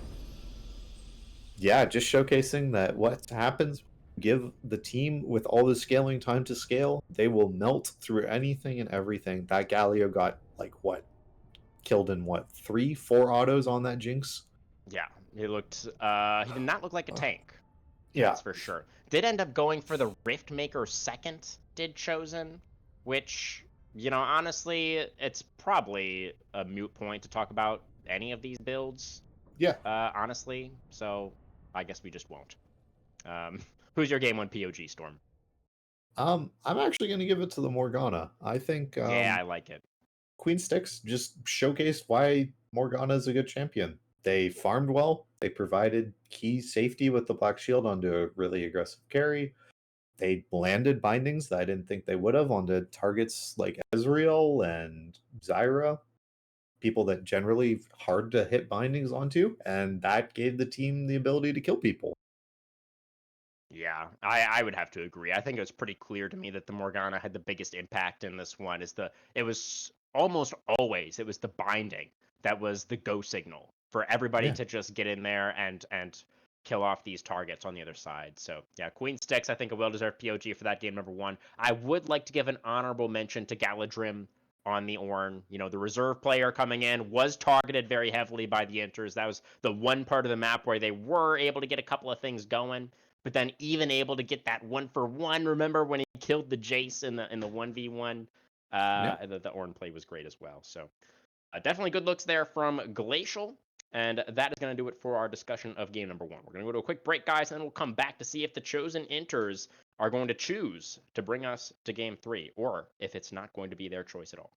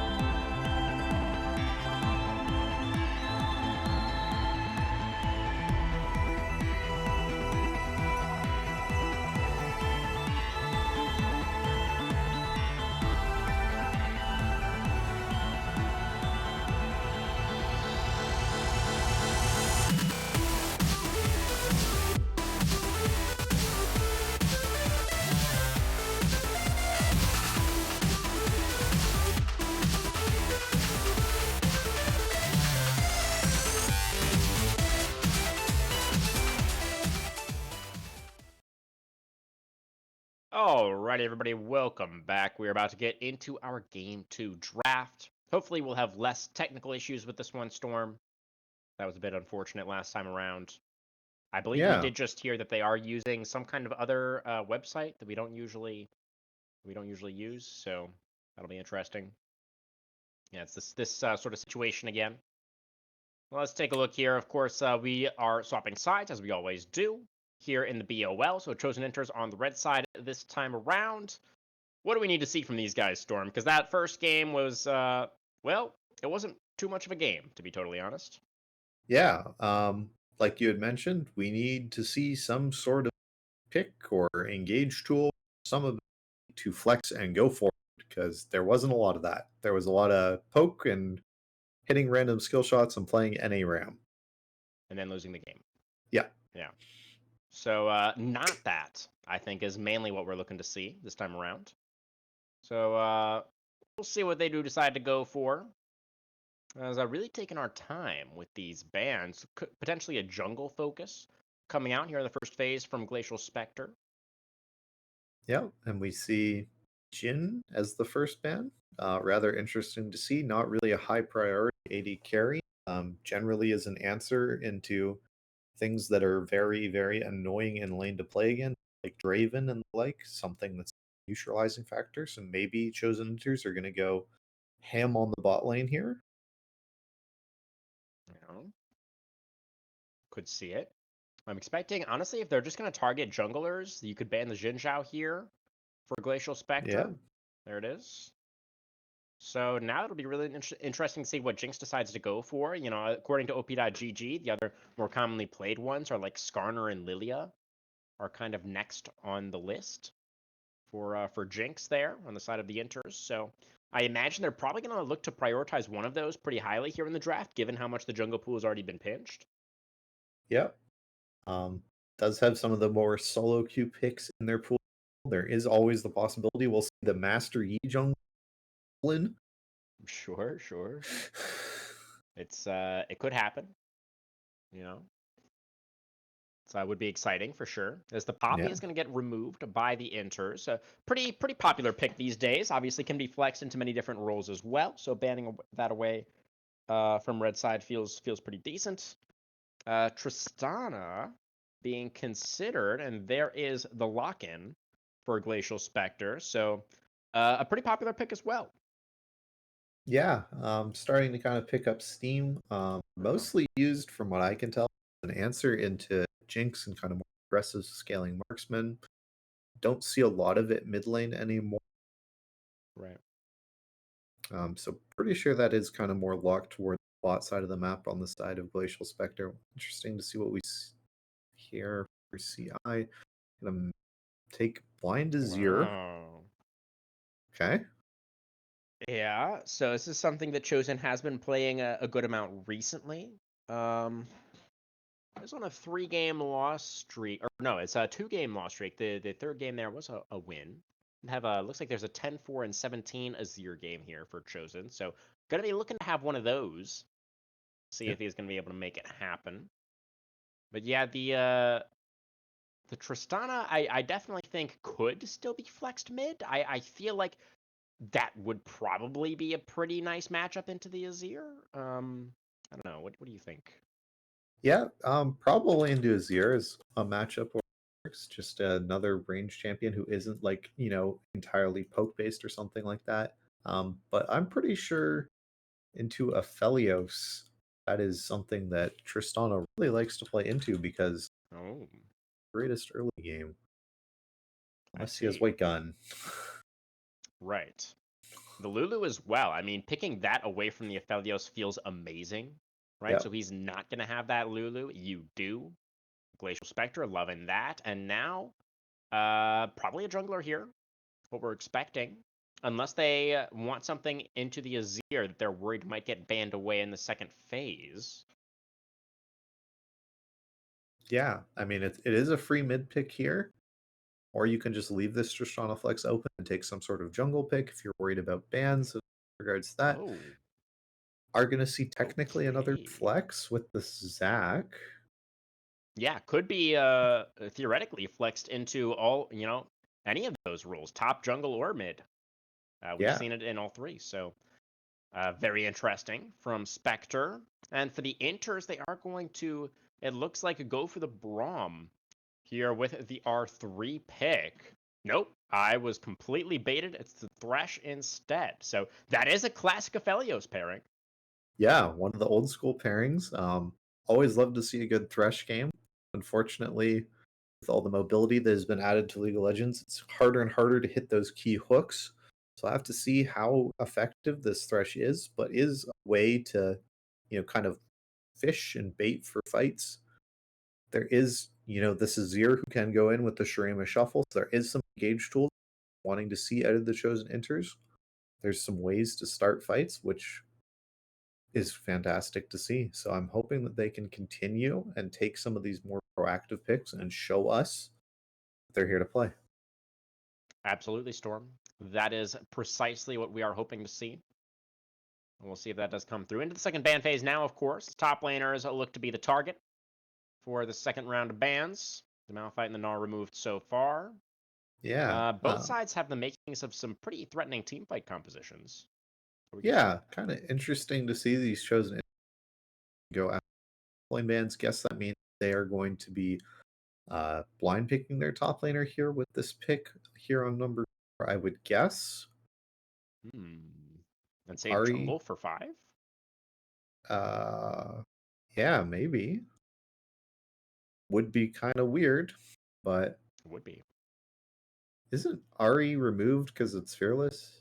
Oh, yeah, she is. A little bit of a whoopsie there. Oh well.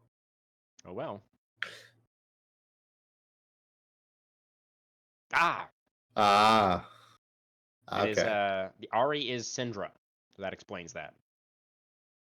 And now we've got Lilia as the last ban. So this is the danger. I mean, Glacial Spectre, they took all those jungle options away in the first phase of bans, and then Chosen Inter still not deciding to take a jungler with their first 3 picks. Means now that the Lilia is going to get removed as well. The Skarner is still, and the Skarner is kind of useless now. This would be an interesting option. Yeah, there's the Skarner. I do think the Skarner makes more sense. You wanted some frontline for your uber scaling hyper carries in the Aphelios and the Azir, right? So the Skarner may have been nerfed a bajillion times, but I think it makes sense here. Yeah, still a tank who provides lots of CC. Again, yeah, that Fiddlesticks hover into Tristana seems not that good because Tristana able to punt you away and jump away from you. Yeah, I'm glad we didn't see that. That would have been exciting, but not. Yeah. The Orianna is going to be the answer into the Azir. So pretty standard mid lane matchup. Both just scaling control mages. And now the blind top lane pick for our reserve player, Galadrim. What are we going to go for this time around? The Ornn, I thought was quite nice in the previous game. So just another tank here on the B5, I think would just be absolutely lovely. Yep. That works. That's a big tank, Shen. Yeah, I'll take it. All right. Go ahead. There is so many good counter picks here. I think your team could use a bit more damage and some side lane threat. I think Mordekaiser is really good here. Not that one. No. Not that one? You don't like that one? I don't want to see a Gragas because that's... Just to be clear, you're not a fan of the Gragas. Nope. I want to see something that can actually destroy turrets and do side lane damage when Shen leaves. It's going to be Gragas, isn't it? Yep. It's Gragas, yeah. Okay. My condolences, Storm. That's one of those things that, hey, you can always stop Shen. Gragas E is a fun ability. That's true. Yeah. Maybe that's the game plan, is you just make it so that Shen never gets to leave, and then it's fine. Yeah. Could see it. We'll have to see how that does end up going.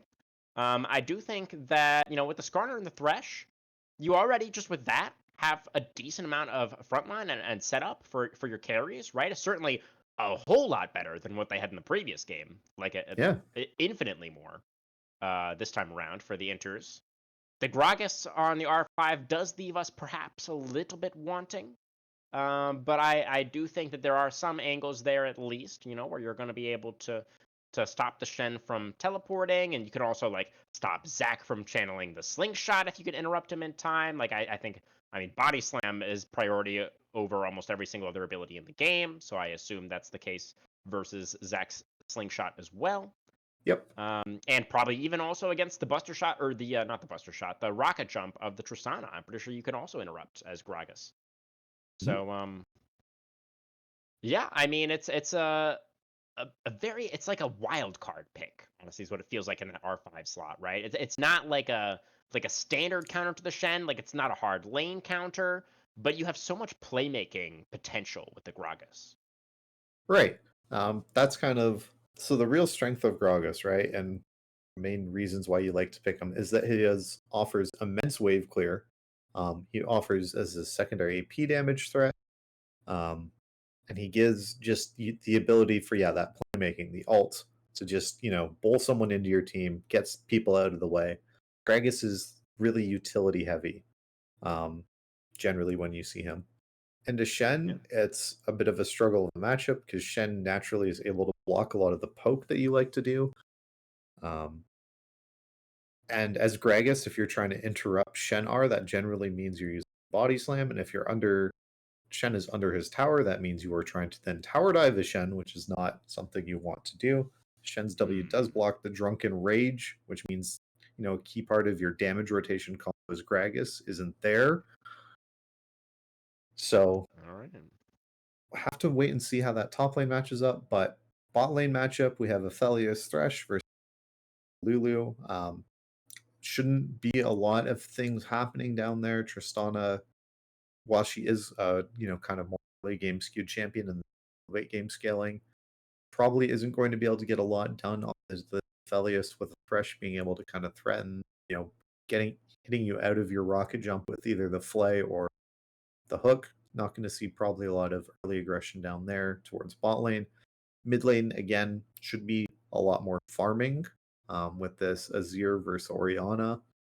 But that's kind of where I'm expecting our junglers are going to look to impact the most. If you're able to make Azir jump away, that eats up a huge amount of his mana, which means win.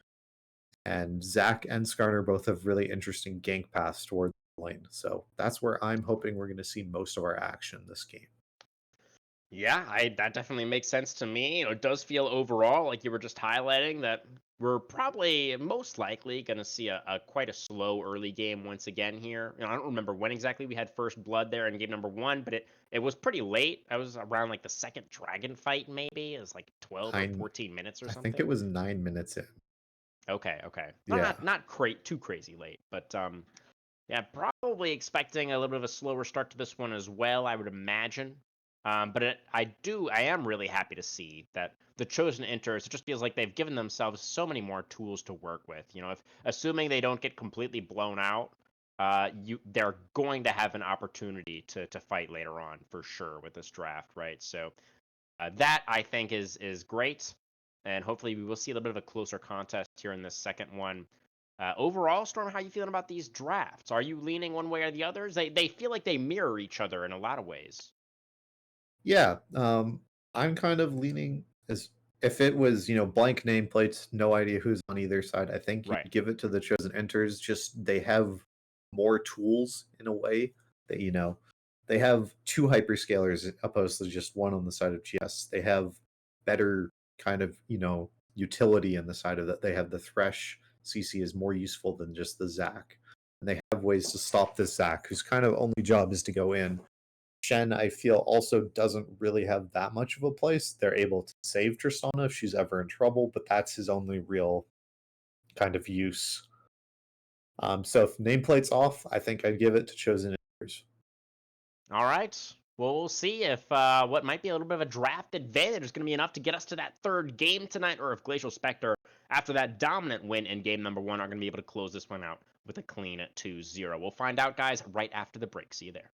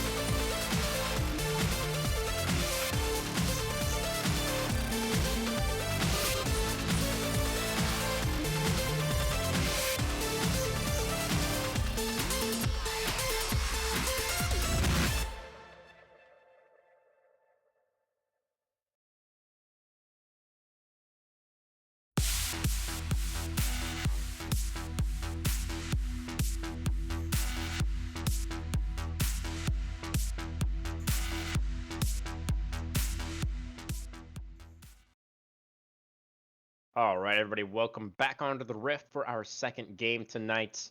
Glacial Spectre on the blue side this time around. The Chosen enters on red. No cinematic opening this time around. We already had that for game number 1, so totally fine. That was enough to keep me going. You know, just that one. I'm still savoring it. But yes, we do have, it looks like pretty calm level 1s on either side Storm. As we would expect with these drafts. Yep, whole lot of nothing gonna happen at level. The 5-point stare down has been achieved. Fresh again on gonna drop this early ward and go back and get this sweeper trinket. Yeah, just like we saw last game. Yeah. It's interesting. The Devil's Risen is a little bit of a pattern there, a little bit of habit of that player, always dropping the initial ward in that last bush and then resetting for sweeper. Mm-hmm. Kind of interesting. And there is the Raptor ward going to go down from the Space Beluga. Gets that information.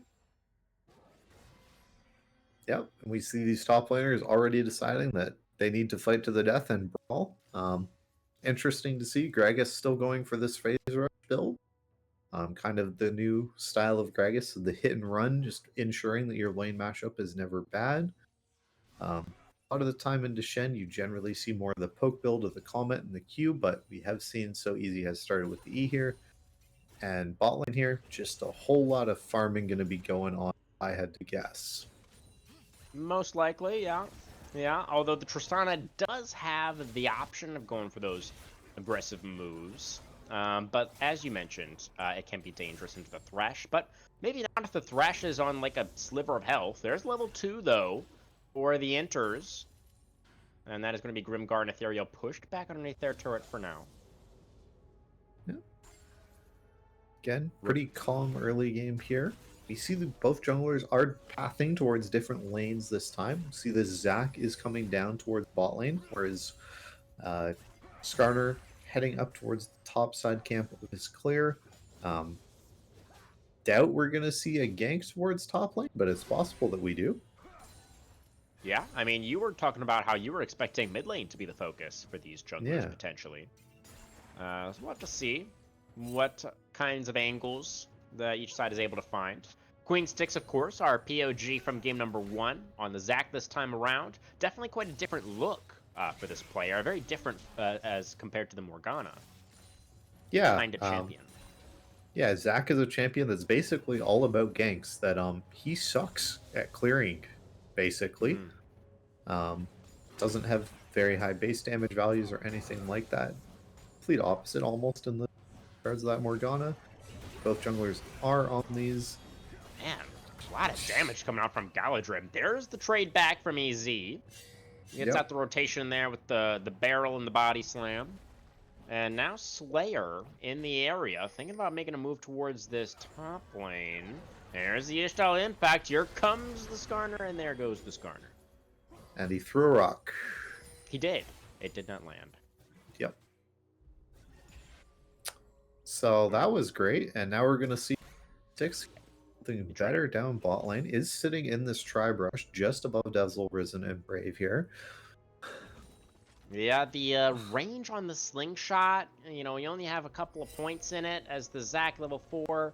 It's really not much, so it can actually be a little bit difficult to find these angles this early on. Really, I think most Zac players would tell you that it's once you get to level 5. So that is going to land from Devils just being very annoying here. But Styx is going to be able to secure that crab in the end. But yes, once you have 3 points in the E, then the range gets to a place where it's a little bit easier to look for these plays. Are seeing Devil's Risen just fishing, trying to see if he can get any of these hooks on real ice. Definitely the one you want to be focusing with that, as they're much more susceptible to the damage. Both junglers taking their first reset here. First reset as well for So Easy in the top lane. Getting some of those mana items is going to be playing this more mage style Gragas. That was a lantern. Yeah, we were thinking Maybe about a little going for telegraph. a really aggressive. Yeah. And I mean, Grimgar and Ethereal were already backing away, right? So Yeah. I realistically don't know if there was ever really any kind of angle there. But yeah, not really been able to find anything much just yet. Has either one of these teams been able to find anything? There's Easy gonna go for the trade. That's a nice taunt out of the barrel from Galadrim. But Shen just takes his reset here, got his wave shoved in it like he wanted to. Gonna start picking up some of this MR early to reduce some of this Gragas poke. Absolutely. And again, pretty quiet early game here. See, everybody has hit level 6 before gotten a blood. Kind of not what I've seen in the league with these feats of warfare. Has kind of turned everyone into early game kill fanatics. Very interesting to see. Now, here's a question for you, Storm. Yeah. Would it be possible to have a loud early game that simultaneously had very little action? Or does the fact that there's no action necessitate the fact that it is then a more quiet game? I think it's possible to have a quiet early game where not a lot is happening, but people are excited about things. I remember back in season 2 in long games, we used to cheer for kills because there's nothing else to cheer for. I'm not completely sure if that answers my question, but thankfully we have something else to talk about now because the Skarner has started the Void Grubs. So there is something that is happening on the map right now. We'll see if Queen Styx is going to be able to look for that dragon in exchange. Just now, going to get that notification that the Skarner has taken the Grubbies, but not feeling empowered. I mean, I guess the bot lane is coming off a reset, so you can't look for the dragon at this moment. And there's no camps down here for the Zac either. So that's just some grubs taken for free by Jinx and the Inters. We're off to a decent start here. And I do believe we had spotted this blue buff being up earlier. Are going to look for this engaging here. Maybe just going to look for a drive-by smite with the rock. We just threw a... Oh, okay. Queen Stick's going to get it. Zac does secure his own blue buff, and I think the Zac just got level 6 off that as well, I do believe. Yeah. Obviously, Jinx does have it as well. He is going to utilize the Scryers to get some vision of the Grumpy, and no smite anymore for Styx. So if Jinx really wants it, and he does, commits to steal away the Grump, and Styx not going to be able to find him with the slingshot. He now on cooldown for the Skarner, and now we're going to have to flash over the back of the Baron Pit. Was it worth it? No, it wasn't worth it. Yeah, that's a bad trade. But we got a 10 CS lead as in jungle. Hey, that's good to see. We'll take it. Got a 10 CS lead down at ADC as well and top lane. So Chosen Inters having a successful early game yet again. This time without picking all, early game champions. That's good to see for them. Definitely. Let's see here. Obviously, this dragon is still up and available. Nobody making a move towards it just yet. We do have, the item difference in the bot lane's really not too much just yet. With Aphelios, obviously, it's really all about the guns that you have at any given moment. Purple and white for now. Means, assuming that we're relatively close to getting rid of that purple gun, then the Aphelios could fight in the near future, theoretically. As there's an interesting cast coming out from EZ, as the Shen getting creep blocked there very severely. That looked very frustrating for Galadrim, but in the end, we'll be able to get away from the big man. Yeah, we did see Azir did go for a combo that down towards mid lane, has expended. Oh. That isn't available for that side. Yeah, I got the flash out from Beluga. Yeah, neither jungler really made a real attempt at a gank yet. Just content to farm away on these really slow clearing junglers. Yeah, I mean, we did see that Gromp steal from Jinx. That was pretty aggressive. Yeah, and he had the rock throw top lane with the drive-by as well. So, has been the more proactive jungler. Sat in a bush for a little while and looked at Azir, debated about channeling E, and then kind of went, this isn't worth it.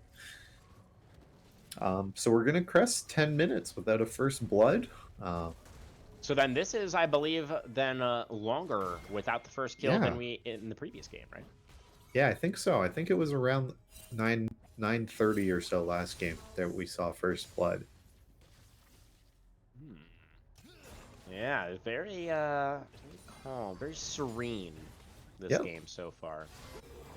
Would really like Because to see somebody go take this first dragon, just because that would mean they're probably going to fight over it. Are going to see Zach is clearing this scuttle here towards top side. Shen is getting pushed in here. Don't know why we bought a longsword into Gragas. Interesting. Yeah. I guess I guess Titanic is something that Shen sometimes buys, right? Yeah, Shen generally has some of the worst wave clear in the entire game, has no abilities that are AoE that affect minions, so generally builds either Titanic or some sort of Sunfire item. Seems to be trying his best to do both, with having both the Spectre's Cowl and the two longswords that I'm assuming are getting built into a Tiamat here. We'll have to see. For now, we do have the second round of Grubs been started up by Jinx, and the Inters have also rotated their bot lane into mid. It looks like a similar call from Glacial Spectre, but they're a little bit later on the rotation. And it looks like that is going to mean that all 6 Grubs are going to be claimed by the Inters. That's 2 neutral objectives for them. And still, nobody even thought about going after this dragon on the other side of the map. Yeah, and I'm not really liking this for Glacial Spectre. It's not like you have some sort of overwhelming late game advantage like you did last time. And you have some pretty potent gank tools, right? Like, Zach slingshots in, you polymorph someone after. That's a lot of CC that you can get out, especially with Tristana providing the burst. Well, here comes Jinx into the top lane, lands the rock this time. Yep, And getting look these at all Void those little Mites. chatters. Oh my god, it's amazing. Doing a great job there, Twitch chat. Yeah, I think that got a plate actually, so they were doing something useful. 100%. Amazingly. You don't need to wait on that thick storm. Okay. But I mean, there's just what are we doing? What are we waiting for? What's the button? You've swept this. You gotta sweep this out for your Zach. We've hit the ward with our Zach and killed it, so now they know he's there. Now you're taking my play-by-play job. You're commentating the ward kill. Well, I'll take your job too. We've got a Rod of Ages completed for easy.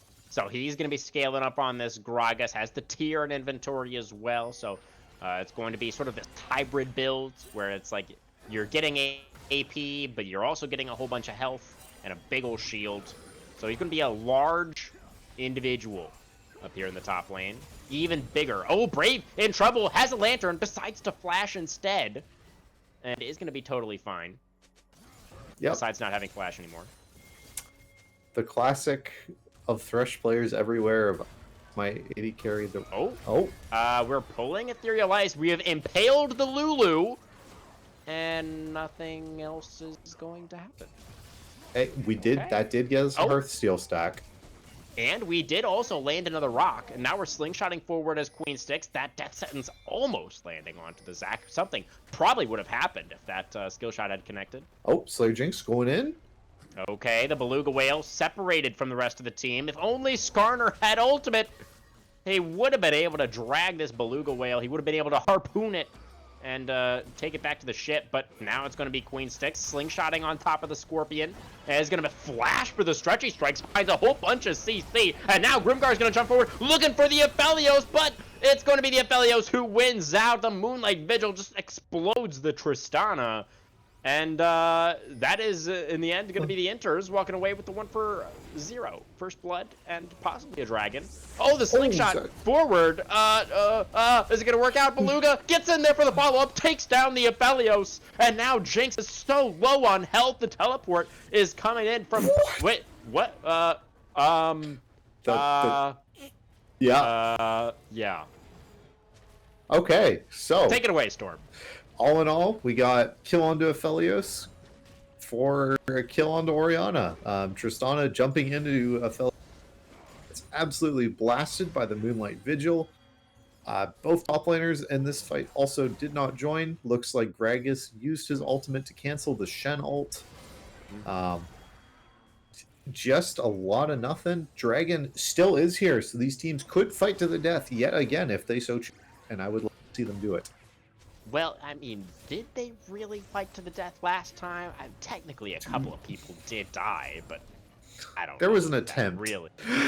They attempted to fight for the death. To the death. Okay. Well, let's see if they're going to attempt such a maneuver once again. As you say, the dragon is still available. This might be the latest first dragon in the entirety of this season of Blue Otter Emerald. This is the Thoughts? first game I think I've watched that hasn't had a line by 15 minutes. This is absolutely crazy. This is an interesting situation. I feel like at the amateur level of casting, this is not a situation that we find ourselves in very often. Just really struggling to find things to talk about right now. It is a bit of an interesting exercise. I'm kind of enjoying it. Gragas was able to claim this first. Oh. Thanks to the power of having these Void Mites, having these 6 grub, a lot of damage on these turrets. That is actually quite big. Normally not how this lane matchup goes. That is going to be the first dragon, just traded basically for that. Yeah. My bad there. I kind of failed the test on realizing when things were happening. But glad you caught it, Storm. Yes, that tier 1 turret in the top lane going down is big. But now Queen Stick separated from the team, getting jumped on by the Zac. Or that's Jinx, rather, who's separated. It's Queen Sticks going in to look for the pick, but the Lantern is there to get the Scorpion out to safety. Rift Herald now getting burned down by Glacial Spectre. Hook landing over the wall, only onto the Shen. Easy off on the flank here. Does have Cask, but it looks like the Inters are just going to decide to back away. Yep. Aphelios did die to Tristana during that play. Ooh. So, okay. Guessing there was some sort of thing from that. Some sort of help his teammates. Yeah, I'm not sure. I guess, I mean, it must have been a 1 versus 1, right? In the mid lane, I assume? Yeah, I guess, because there happens. isn't. We do see a second assist here on Zac, so it must have been a Zac slingshot of some. Oh, I guess so, yeah. Because they weren't, neither one of them was part of that fight around the Rift Herald, were they? Nope. Very interesting. So that is going to be a first kill of the game now for the Tristana. Scrimgar, I assume, is going to be looking for that Infinity Edge second. Already has that BF sword in inventory. Going for the classic kind of scaling build of Aphelios, taking this early Collector, an item I hate, but AD carries love. As Aphelios, it's a little bit more acceptable just because he gets lethality into his weird level up system. He also has a lot of AoE, right? Which I feel like also gives the Collector more value.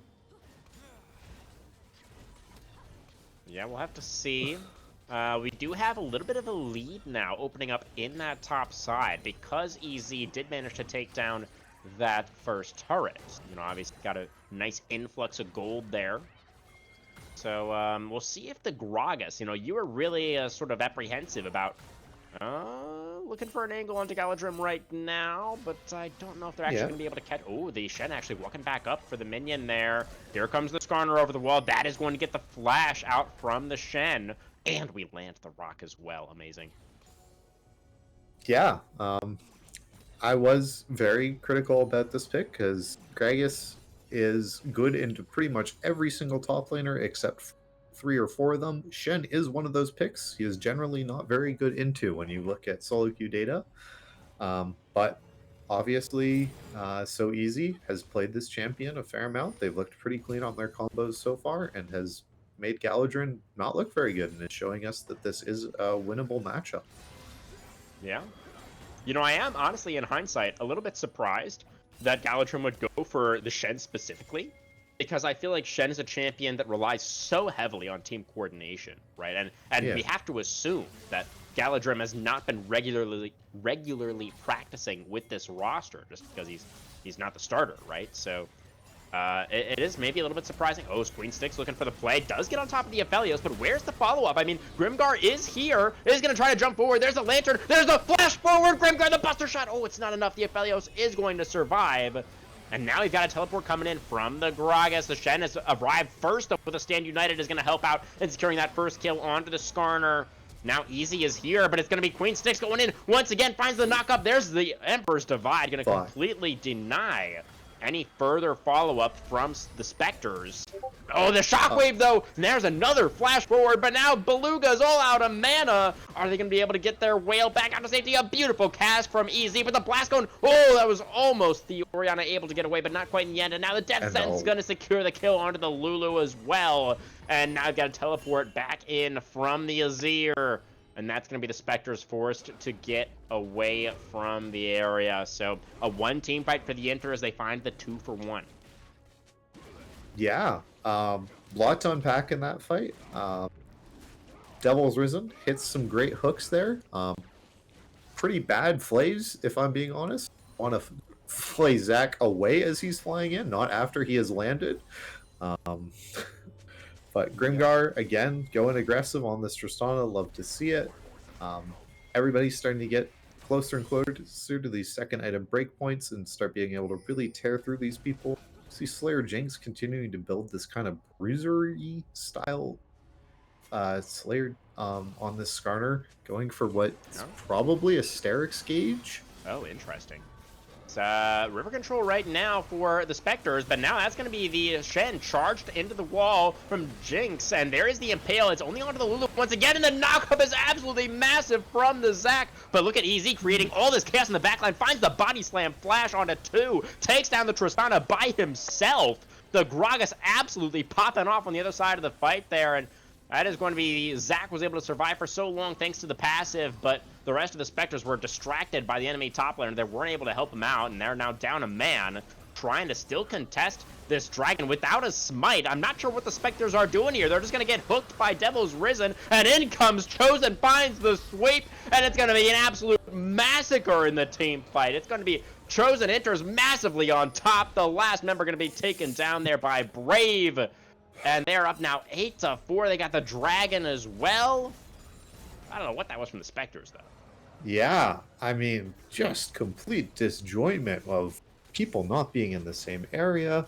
This Rift Herald, Shelly times out, isn't even going to get a charge, just going to get sacrificed. Hate to see it. Yeah, really rough. You know, I did actually also want to mention, this is something that I could have mentioned during the draft, but for the side of the Chosen Enters, they did lose last week to Definitely Not Huracan. They did get one game win, though. It was a 1-2 loss. And in the game that they won, that was game number 2, and Brave was playing the Aphelios, was 12-5-2 in that game storm. So looking for another one of those performances. And after seeing that last fight, I'm starting to believe a little bit. Yeah, it's looked good so far. Definitely kind of interested to see how these team fights are going to play out in general, because we're seeing Lulu and Queen Styx, you know, Ethereal Ice and Queen Styx, this Lulu Zac combo have really got this down, that we're landing these multi-man knockups into these multi-man, you know, polymorph ultimates to get, or sorry, I can't even remember what are we, are you talking about the Wild Growth? Thank you. There we go. To get these huge, like, multi knockups. Like, when that's happening, there's no damage, like, being turned into this. There's no Orianna ball. There's no Tristana being able to contribute. So these fights have just been kind of these tanks, like, just sitting in front of 4 people and just getting absolutely wailed on while the rest of their team kills the other person's tank. So if we're going to continue that, you feel like Zac's went out because he technically has a second health bar, right? Technically, he has 4 other health bars. Ah, yes. If you want to be technical. Yeah, but it does 4 bloblets. That's true. Yeah, I'd have to agree, though, Storm. You know, it feels like it has been, honestly, pretty disjointed on both sides. But the Inter is obviously able to win out in the end. And they're now in a pretty good spot. They're up about 4,000 gold, and they have those 6 grubs, as we discussed earlier on, with a much better scaling draft than what they had previously. Easy has been looking great on this R5. Gragas has had a really solid laning phase and had a massive impact in that last fight as well. Yeah. He's completed his Rada Ages and his Seraph. That massive amount of health. And has that big shield that you were talking about. Is going to be able to really impact some of these fights. Starting to build towards... Is that some sort of burn item, or is... I'm guessing as Grimgar gonna get caught by the Scorpion, tries to flash away. The rocket jump is gonna get him away from the Impale. Still, that is a good So look from the he's Inters. They get looking. Tristana Flash. Oh, he is. Does he know where the Tristana is? I don't think they Nope. actually have vision, and the recall will complete. This tier 2 turret, though, cannot recall it, cannot run away. They are going to be able to take this down. Red-white for the Aphelios. Brave is just absolutely terrifying right now. So that tier 2 will not be contested, and now they can look towards these top side objectives. Both the Herald and the Otacon available right now. Very close on that death sentence. As Galadrim going to find the Skarner. There's a little bit of follow-up coming through as Queen Sticks does get the stretch of strikes onto the Thresh as well. Where are the carries, though? We got Beluga is trying to hit on this Orianna. That hook's not going to land. The Shen's already been taken down. Queen Sticks goes back in. The Shockwave does connect onto 3, but it's just Grimgar is not able to participate at all. And now Lulu's just going to get taken out as well. I just feel like it feels like Glacial Spectre, like half of the members are calling to go in, and the other half are saying like, no, go out. Like, it is so disjointed. Yeah, there's no communication happening. The left hand and the right hand are just completely independent on one another. And that's going to be a Baron going down with White Gun. Aphelios is just going to spread this. There's some miraculous shockwave, but the other members will just zone Orianna away. Tristana doesn't claim anything in the mid. And this is, if you're a Chosen Enters fan, this game's looking fantastic for. Yeah, absolutely. They're starting to run away with it now. Yeah. I mean, they've got up to almost 7.5 or so K gold in the lead at this point. Yeah. Their scaling carries, the Azir and the Aphelios, are both insanely strong. You've got that Cosmic Drive done, as unfortunately, I didn't get a chance to get it out there, but I was going to predict the Cosmic Drive based on the Fiendish Codex and the Ruby Crystal. Okay. But, you know, I have no way to prove that. I'm gonna take my word for it. I'll believe you. Don't worry. Thank you, Storm. I appreciate that. Okay. Do see Gragas looking in towards this jungle, seeing if we can steal away and start denying some of these camps. Yeah, it seems like Queen Sticks, obviously knows that the Gragas is there. Is going to smite away the red buff. That means he's not going to have it for a potential dragon fight, which realistically was probably never going to happen anyways. That is going to be the second dragon of the game now for the Inters. And what can they get done with this Baron buff? They've got it for a little over 90 seconds. Looks like we're playing for the bot tier 2 at the moment. Oh, the Impale, not enough range to connect on a Beluga. The Shockwave's amazing. The Flash as well, but I don't know if it's going to be enough to actually get the Orianna out to safety. The Gragas slows are just too much. We're going to spill our drink on the ground, but it's not going to matter. The Orianna not able to get away. And this could just be the push for the end right now. I mean, Galadrim trying to channel the Stand United onto a target that then died. So that's on cooldown. The Shen's going to have to channel the full recall. The Nexus turret's already under fire. The first one been taken down. The Shen is now back.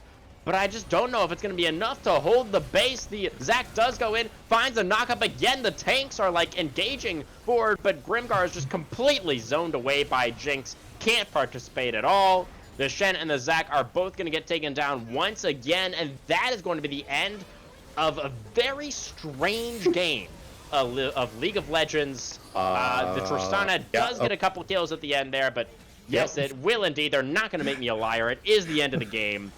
Could have gotten a whole lot weirder there at the end, but thankfully the Nexus now has blown up, and we are going, Storm, to game number 3. Yeah. Crazy. Not the feeling I had just watching that game too. Glacial Spectre appeared to be so together during that game when they had those easy buttons, but this game they just didn't have. Yeah, they just didn't have any sort of communication at all between their carries and their tanks. Tanks are going forward and the carries are going, no, help us, we're dying.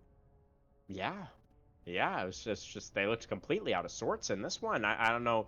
I mean, maybe we can just give credit to Chosen Inters for that, for like EZ in particular just being so incredibly disruptive on this Gragas. You know, maybe it was even the case where like the carries for Glacial Spectre were also calling for the fight, and then they just like couldn't join because the Gragas and the Skarner were just doing such a great job of running that interference. Yeah, I mean, Slayer Jinx, this looks like a completely different player this game on the Skarner. They were aggressive, they were getting these Heartsteel procs, but weren't, you know, dying and inting for them. They were so effective in the front line that they would be my pick probably for player of the game. I think So Easy made a definite case for themselves as well. yeah. I mean, you know, I'm all about the jungle POG vote, Storm. But personally, you know, I think it's actually Easy that has the strongest case on this Okay. Gragas. I thought his impact was well, it was very big. Yeah. Big impact for the big man in the top lane. And look at those damage charts. There it is. Yep. Getting There that you have benefit it. of getting to beat up on your enemy top laner does make those Does. damage charts look fantastic for you. Um, but yeah, Gregus did have a fantastic game. I think that's fair enough that So Easy gets player of the game for game number 2. Yeah, of course, as we can see there, we did see the Oriana from the Space Beluga doing quite a lot as well. But yeah, I mean, they just weren't really able to put all the pieces together in the critical moments for the side of Glacial Spectre. So well done by the Chosen Inters. Any other thoughts on this game, Storm? I'm happy we're going to go to a game 3. Blue Otter League knows how to pick them. We like game 3 every stream so far, and we're continuing that trend. Wow, I didn't even realize we had that streak going. That's pretty Yeah. cool. All right. Well, guys, we're going to one more short break, and then we'll be right back for that aforementioned third game.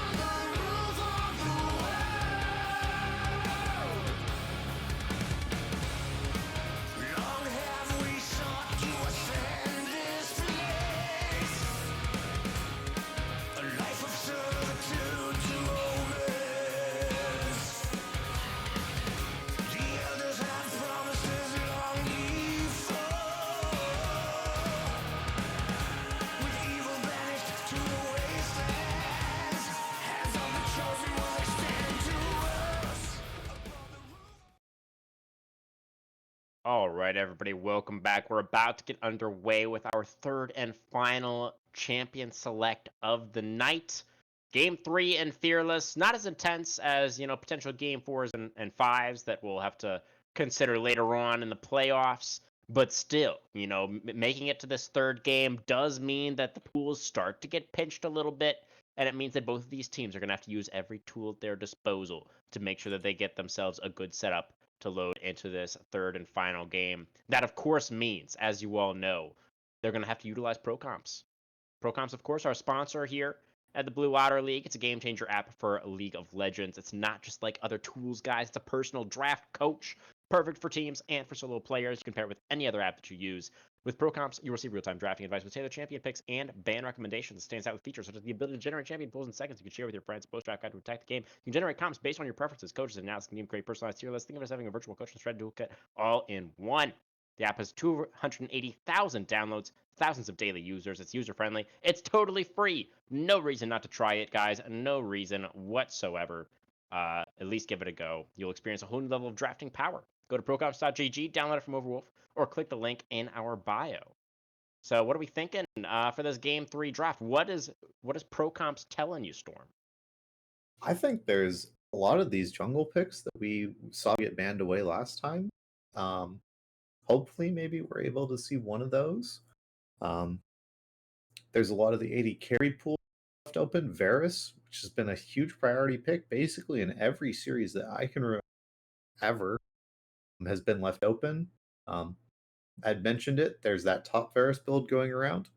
Have played against it. Can confirm. Sucks to play against. Love to see that champion get picked. I think he should probably be the blue side first pick priority. Yeah, I would imagine. Obviously it was really interesting. Last game on the blue side, Glacial Spectre just fully indexed into those jungle bans, right, in their first phase. So there are a lot of those picks still available. At least one of those that they banned away previously is going to make it through. So they've opted for the Rel ban now, as they're back on the red side. So I do hear you on the Varus priority. I do feel like it definitely should be there. But it's interesting. It looks like so the Jarvan and the Xin Zhao are going to get banned. What was it? Vi is the other pick now that's been Vi left is up? open. Okay. But I mean, Aphelios is gone and Jinx is gone, so I feel her stock really falls kind of down quickly. That's fair, yeah. What are the Inters going to go for with their first pick on blue side? I feel like the Varus would make the most sense. That's not. That's so this is when production gets on our ear and tells us like, oh, don't worry, guys, that's not actually Yorick. It was a bug with the drafting website. That's actually Varus, right, production?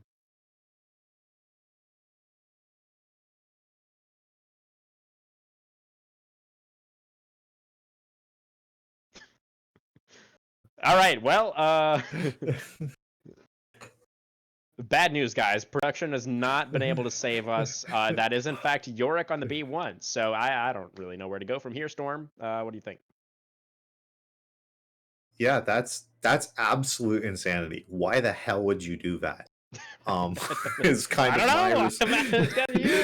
my response to that. I think this is actually Yorick jungle, if I had to guess. Ooh, okay. Because that's where he is better technically than he is top lane, and we picked Set into Yorick top lane, I think.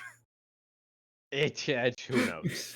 We're just gonna have to wait and see, man. Maybe we shouldn't even talk about this draft at all. I feel there's a what did you Vayne. have? Yeah, there is a Vayne. Yes, that's true. What did you have for breakfast today, Storm? I had mushroom soup and fresh baked bread for breakfast because I woke up really late because I worked so long at the election yesterday. Right, makes sense. So you're just looking for something quick before the game. Yeah. Yeah, makes sense. Yeah. Cool.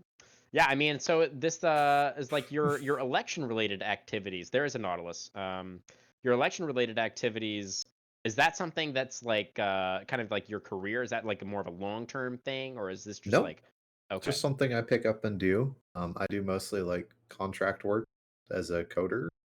Ah, nice. So a lot of time you're searching. There's the Varus. Yep, Varus. Nautilus. I like both of these picks into Vayne. Varus, you're able to get this poke, kind of shut down Vayne early, or you can match and go for this more hit build. Nautilus is able to press R on Vayne. Even when she goes invisible, you still get hit by it. Love that pick into it. Milio, sure. Okay. Cleanses things. Like Provides a Chains lot of of Corruption, Yep. for example. Provides lots of disengage opportunities. Is able to soccer ball kick away the Nautilus as he Spider-Mans his way in. Yeah, I like that. So that's a Viban. So we're just, okay. I think, on the side of GS, they're pretty convinced that this is just first pick Yorick top lane. I really like your read though, actually, that it could be the Yorick jungle. Yeah. That feels right to me. I'm pretty sure it is, but who knows? Yeah. It looks like the jungle focus obviously going to be there from the inters as well. You know, assuming that it is Yorick jungle, then it makes a ton of sense to try to limit that pool even further, right? Yeah. So the Nocturne. I would really like to see a Lilia ban, to be honest. Yes, that was, I believe, the Glacial Spectre jungler that did play. Like, yeah, a lot of AP stuff. There's a lot of like brand. Cyber's gone. There's Diana and Stone the Pool and Moo. I just assumed with all the AP picks that there would be Lilia, but I'm actually not seeing any as I'm looking through the history here. Yeah, it was actually, I was mistaken. So it was the Chosen Enters jungler. Yeah. It's a Jinx who had a few Lilia games there. Yep. So there's the Diana that is Styx' second played this split. All right. So there is that AP option. One of those AP options going to get removed. Maybe we will just bust out the Lilia. I mean, we don't see it in the op.gg. That doesn't mean that he can't play it. Yeah. And I do feel like it would be pretty good here.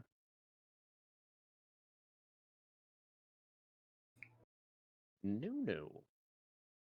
Definitely. That's it. That's definitely in Queen Styx' of it. Yeah.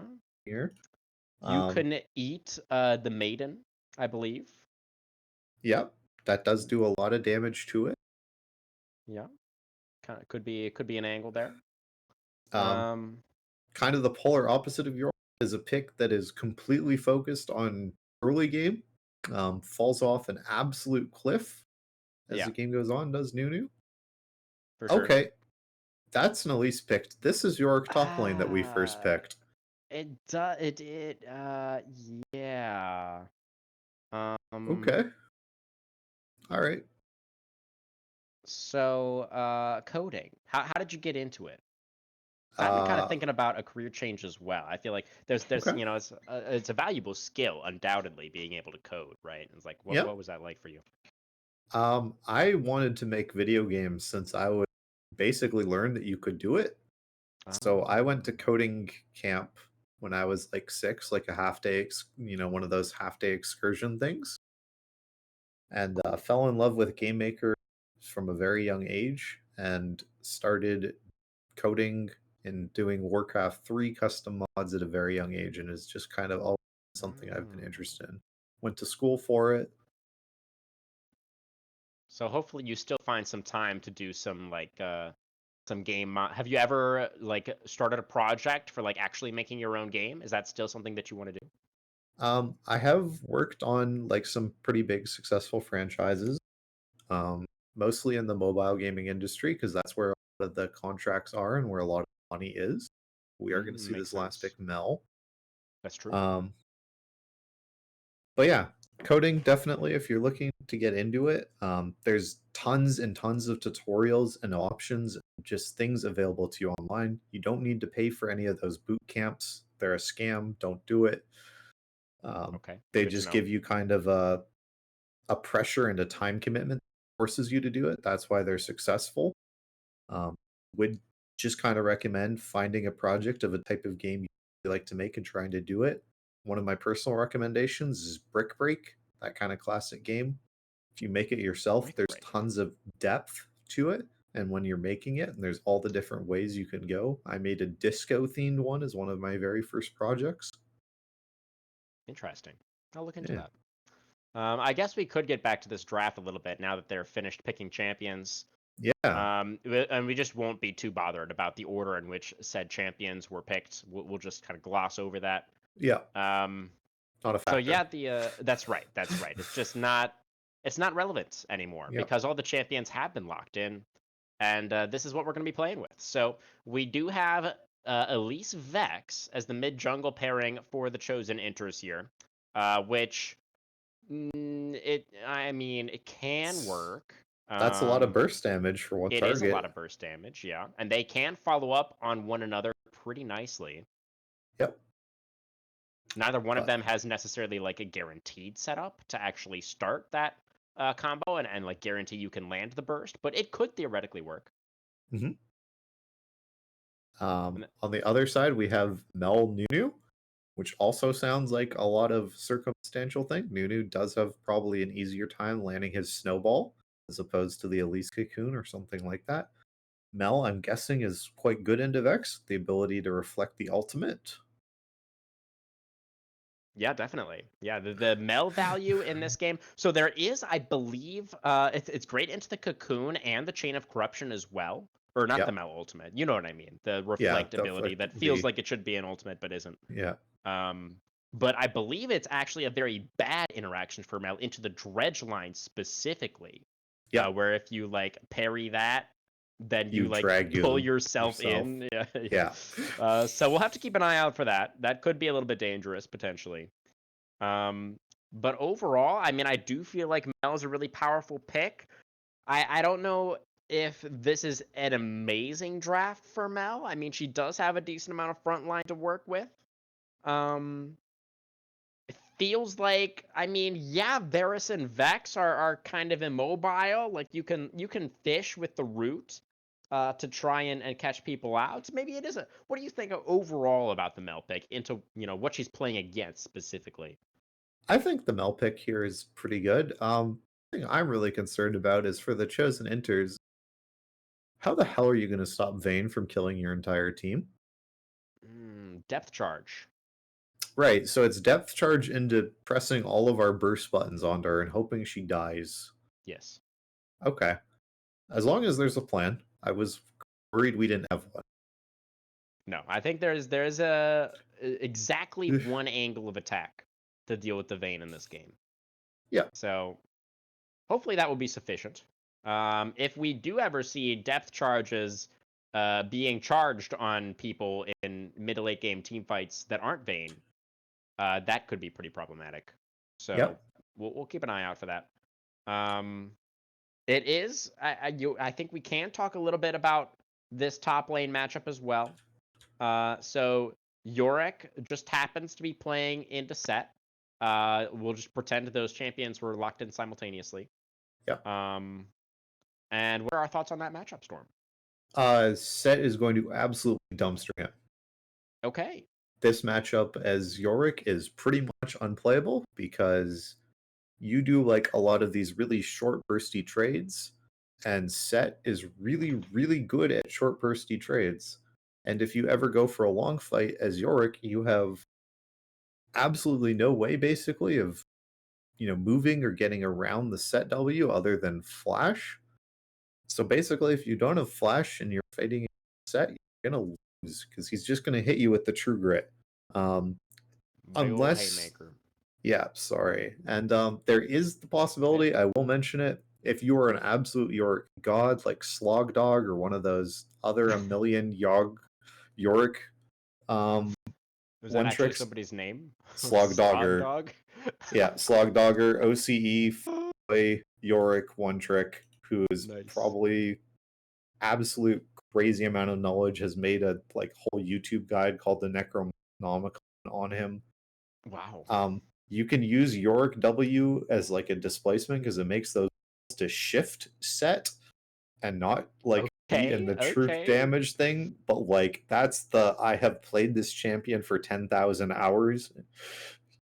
Yeah, kind of tech. I mean, so if we see that, I'm gonna be very impressed. Yeah, but basically, if these two are just smacking, because this is how Set works, right? If you're another burly man who wants to just hit there and smack him, Set's gonna win that burly smack fest. Yeah, he is the burliest, some would say. Yeah. So we'll see. That kind of reminds me of, like, have you ever seen the professional slapping competitions? Yes, those are highly entertaining Yeah. clips. I think that's what we're going to see in the top lane this game. Yeah. So that'll be fun. But I think we could potentially talk a little bit about this bot lane as well. We picked Vayne very early. Oh, I forgot. We're not talking about when things were picked. Yeah. We happen to Taboo. have Vayne Melio against Varus Nautilus in the bottom lane. And that feels, well, technically Vayne Melio do have the double ranged advantage. You were talking a little bit earlier about Melio has some favorable interactions against the Nautilus. But Yeah. still, I have to imagine that this lane is not going to be a fun one for the Night Hunter and the little kid with the fireballs in his backpack. I don't know Melio's epithet. Yeah. Pretty much you got it. That's pretty much every Vayne matchup, and why she's picked is because every AD carry to play against is absolute misery. Yeah. Because you are really short ranged, and the only way to go in is to go more in. So Vayne probably not gonna have a good time, but you're Vayne. If you get to 3 items, this game's gonna be awesome for you. It could be, but at the same time, I do feel like, again, looking across at the other composition, Vayne, I feel like, has the most fun when there's a lot of tankier champions that she can do percent max health true damage to. And there really aren't that many of those champions on the side of Chosen Inters this time around. So I could see a world where, yes, you brought up a great point a little while ago where the side of the Chosen Inters don't really have hardly any point-and-click CC to actually guarantee they can lock down this Vayne. But at the same time, if Vayne is like tumbling forwards into this composition, that also feels pretty dangerous. I mean, you're susceptible to getting hit by any of those other little bits of CC, right? So we'll have to see how the Vayne is able to play this game out. That could end up being like a really critical, indicator of what actually is going to be the result. And what was that production? Sorry.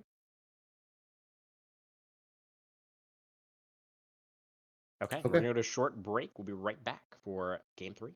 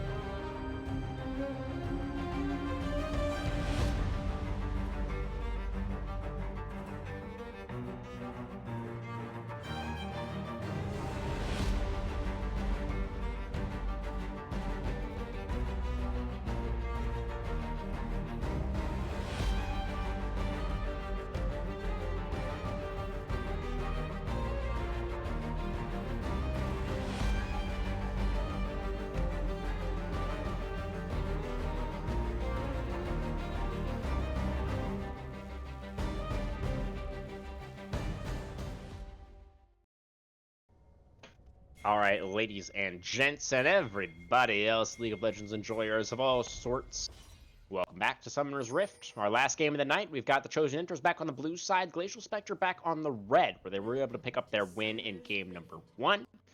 Interesting that red side is actually 2-0 tonight, Storm.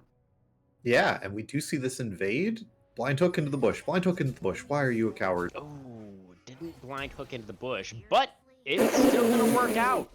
Gets Okay. the on vision hook, and as a result gets the flash out from Galadrim. So there you go.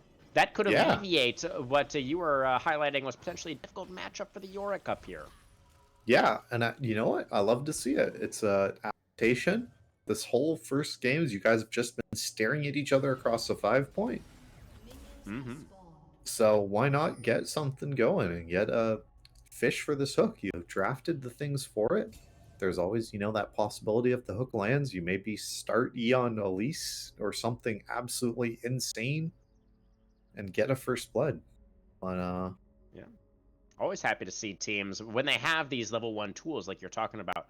Always love to see them look for the level 1 plays. There's really not much of a reason not to, right? yeah, I I think appreciate it's what I'm really interesting. Chosen Enters drop words at level 1 before minions spawn. Sorry, what did the Chosen Enters do? You cut out. Sorry, Glacial Spectre. Sorry, my mistake. Glacial Spectre dropped 4 minions spawned. Wow. Yeah. Yeah, that was pretty interesting. Okay, so New York, for anybody who doesn't know, ghouls, easier to kill now if you are a mage character or anything like that. You don't just have to auto them and they die. They now like take damage from AoE type things. Oh, level 2, the Dredge Line landing in the bottom lane. Ethereal Ice chunked down to about half. You were saying about York? Yep. Spawns more ghouls basically, heals more with his Q, less of basically there's less of the summoning focus on Yorick now, and more about him actually hitting you with the shovel, which is a healthier playstyle. Yeah, totally. And we'll see how much shovel bonking Easy is going to be able to do up there against the flashless set for now. Another max range hook going to land onto Ethereal, who is going to get chunked down extremely low now, has gone through all of the potions already on this Melio. And Devil's Risen. Always nice to see these hook champions. When you land the first few, you dial in, you calibrate the accuracy, and now the side of... that's going to be a snowball into the mid lane, finds the knock-up onto Chosen, who does flash, but the root still comes through. It's just like that one player at Worlds. Oh, the Q is going to get the kill as the Space Beluga draws first blood. And this is awesome to see from Mel, because everyone I have seen this champion makes me want to ban it from my teammates. So great to see this first blood coming. Grimgar! Oh, one more auto attack. Oh, here comes the Nunu as well. They're gonna find the knockup onto the. Emilio died. Now we're repelling on top of Grimgar, who does still have the flash. It's gonna be flashed on top of though by Devil's Risen. A lot committed there by the Inters, but they do manage to get the punish. That is big as both summoners off the vein as well, and the Inter's up now 2-1. Yep. Also see that this Yorick playing this early game out well. Has gotten his CS lead, has gotten his reset off safely here. Keeping himself alive. It's great to see. Elise does have quite a farm lead here, as we saw risky ganks as you want to see from the Nunu, which is great. But, you know, is Vayne going to be able to survive this early game? Hopefully, they're able to keep this action down here to a minimum, get them scaling up into it. We'll have to see. It was looking really, really good there for Grimgar. Was putting on a lot of pressure, actually, onto Brave, who had to flash away, like, immediately before the Nunu actually arrived. You have to wonder if maybe there was a timing issue there again. There's another snowball coming in mid lane, I think. Oh. Yeah, as Queen Stick's looking for it. Can we look at mid lane? Okay.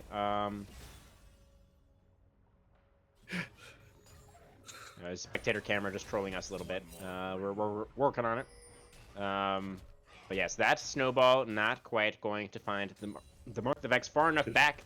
She wasn't under too much threat. Another one into the bottom lane now is Varus without flash, but again is pretty close to the turret. Devil doesn't counterattacks with the dredge line. But it's just going to be a good chunk there onto the Varus. And this new I'm loving how active Queen Styx is being on this pick. But here comes the Elise. Jinx special. Oh, there's the fire kick, though, from the Melio. As, is Jinx who is going to die first is the question. The Nunu is the answer. As the Varus damage comes through, they take down the Queen. Grimgar tumbling forward gets out a little bit more damage, but... yeah, I feel like that snowball probably should have been directed towards the Elise, maybe? Hard to say with just Elise's ability to repel out of the way of it. What we sure was in spider form at time. Yeah, that's true. It didn't work out, though, for Queen Styx, that's for sure. Nope. Definitely looking like my Abraham teammates on Nunu, just snowballing to their death over and over. We're not cosplaying Kesha anymore, I guess. Nope. But yeah, we'll see about these initial objectives. Last game, it was the Inters who had a really nice focus around the Grubs. Were able to get all 6, and that ended up being really big for them. Yep. We'll see if they can make it happen once again. You know, Elise is not great at taking objectives just in general. So really, you know, ideally as Elise, you'd want to find a successful gank, unlock one of your lanes to come and help you with the objective. We'll see if that is something that does happen. As we do have a mid push out for Chosen right now. Vex going for a little bit of a roam towards this top side river, but right as I say it, Queen Styx moves in, gets that control ward down in the banana brush. But the Nunu doesn't really have enough control to stick around for the crab. Yep, and we have summoned our wife here as Yorick. Going to be able to help our Elise out taking this grub. Yorick is absolutely ridiculously incredible at taking objectives. Oh, there's the CC going to land onto the Varus. Grimgar is level 6 quite yet. Get like at the Vayne is level 6 there. That's actually a kill. Yeah, maybe with that extra, you know, damage and penetration that your ultimate gives you, Vayne. No, doesn't have it quite yet. So it looks like this first round of Grubs will be given over to the Inters. They're going to be able to get the first 3 for themselves once again. And now Devil's Risen has returned to the bottom lane to protect Brave. Yep. It is this kind of poke Varus style that we were thinking we into this, not matching trying to match attack speed things. Wanting Varus to kind of pull away here in the early game, be able to keep Vayne down, which we haven't seen so far, but we are level 6 now, so there is that kind of combo of the, you know, Nautilus Dredge line into the Varus root combo. Before Milio has unlocked his ultimate, the Cleanse, whatever it is named. Here comes the Nunu once again. Another snowball as Devil's Risen's very far forward, but they're looking for the Varus. Brave wrapping around the side of the wall there.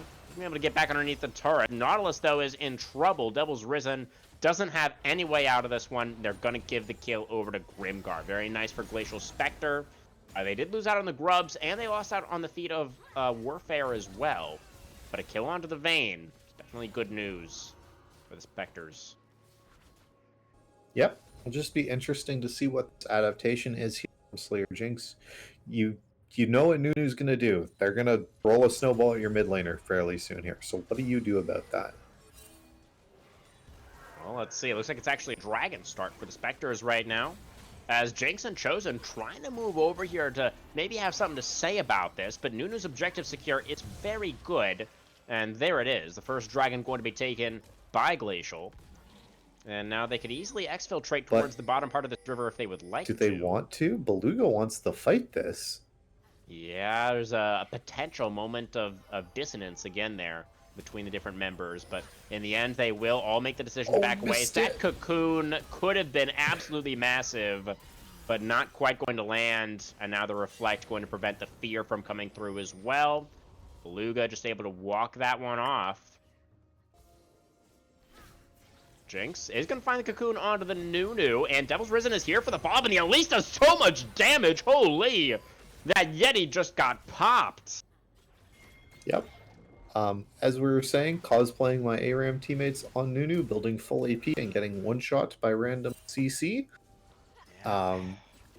is the way of the world as Nunu when you are trying to build full damage and you are behind in levels.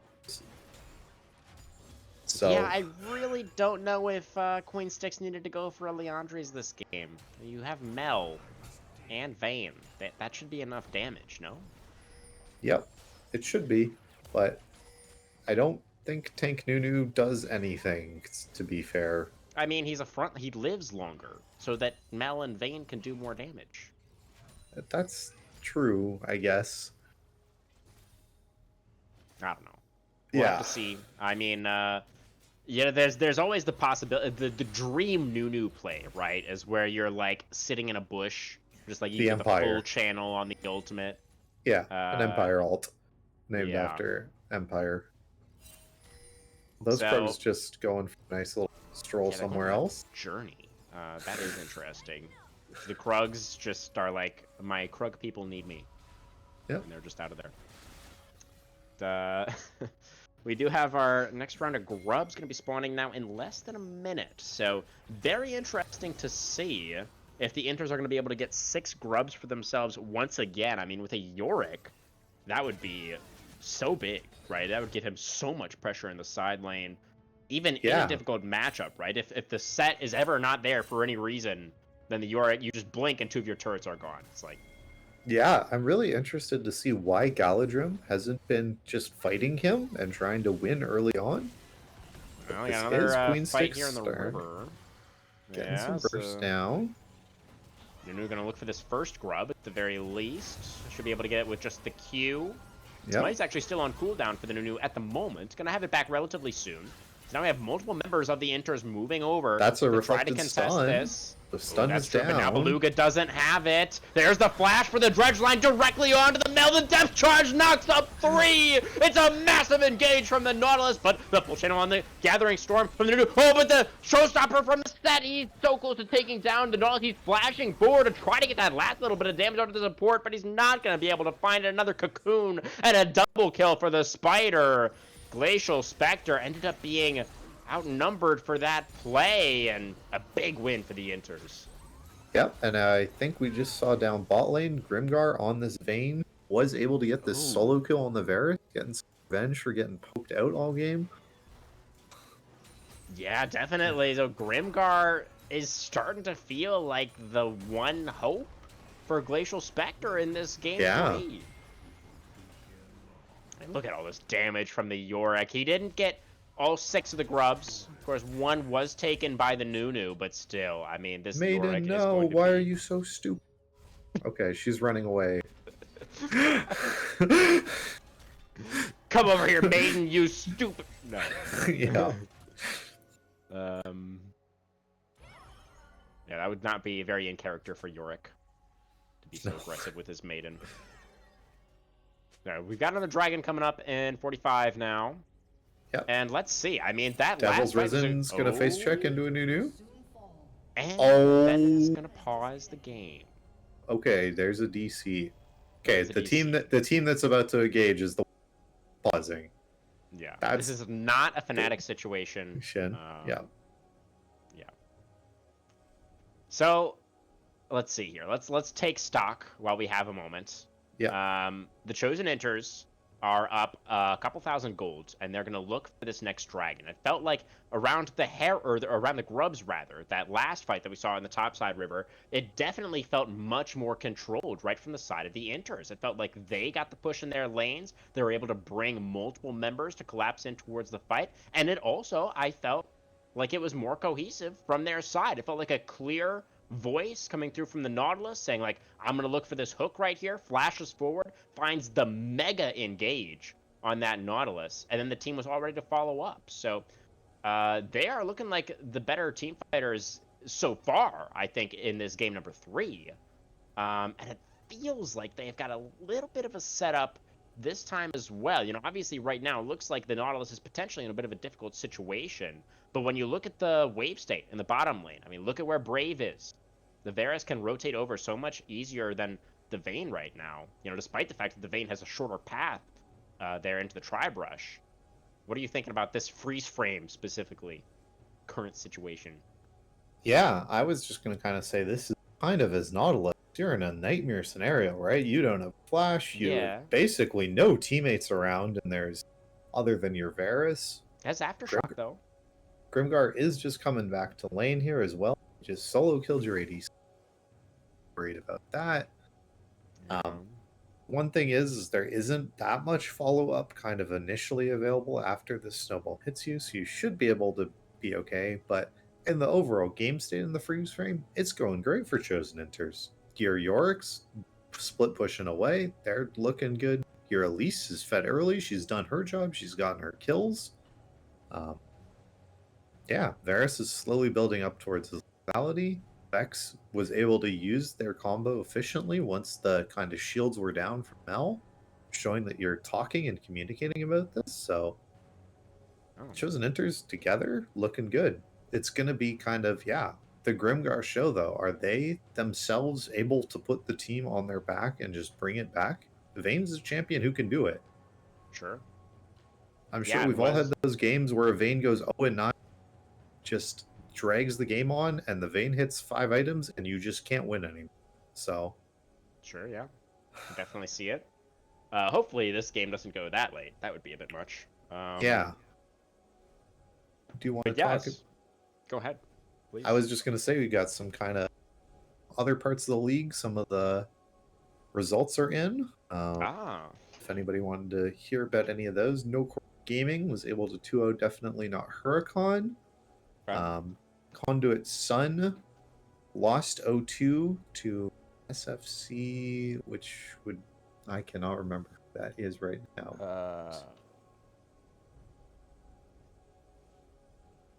I don't know why they said. Is it the Sin team? Oh, what was that Yeah, production? maybe. Sorry. Just head to the BRB screen or something while we wait for this pause to end. Oh, Do you have any yeah, ATA? I mean- Are they saying any? Yeah, any kind of information, production that you can give us about the current situation?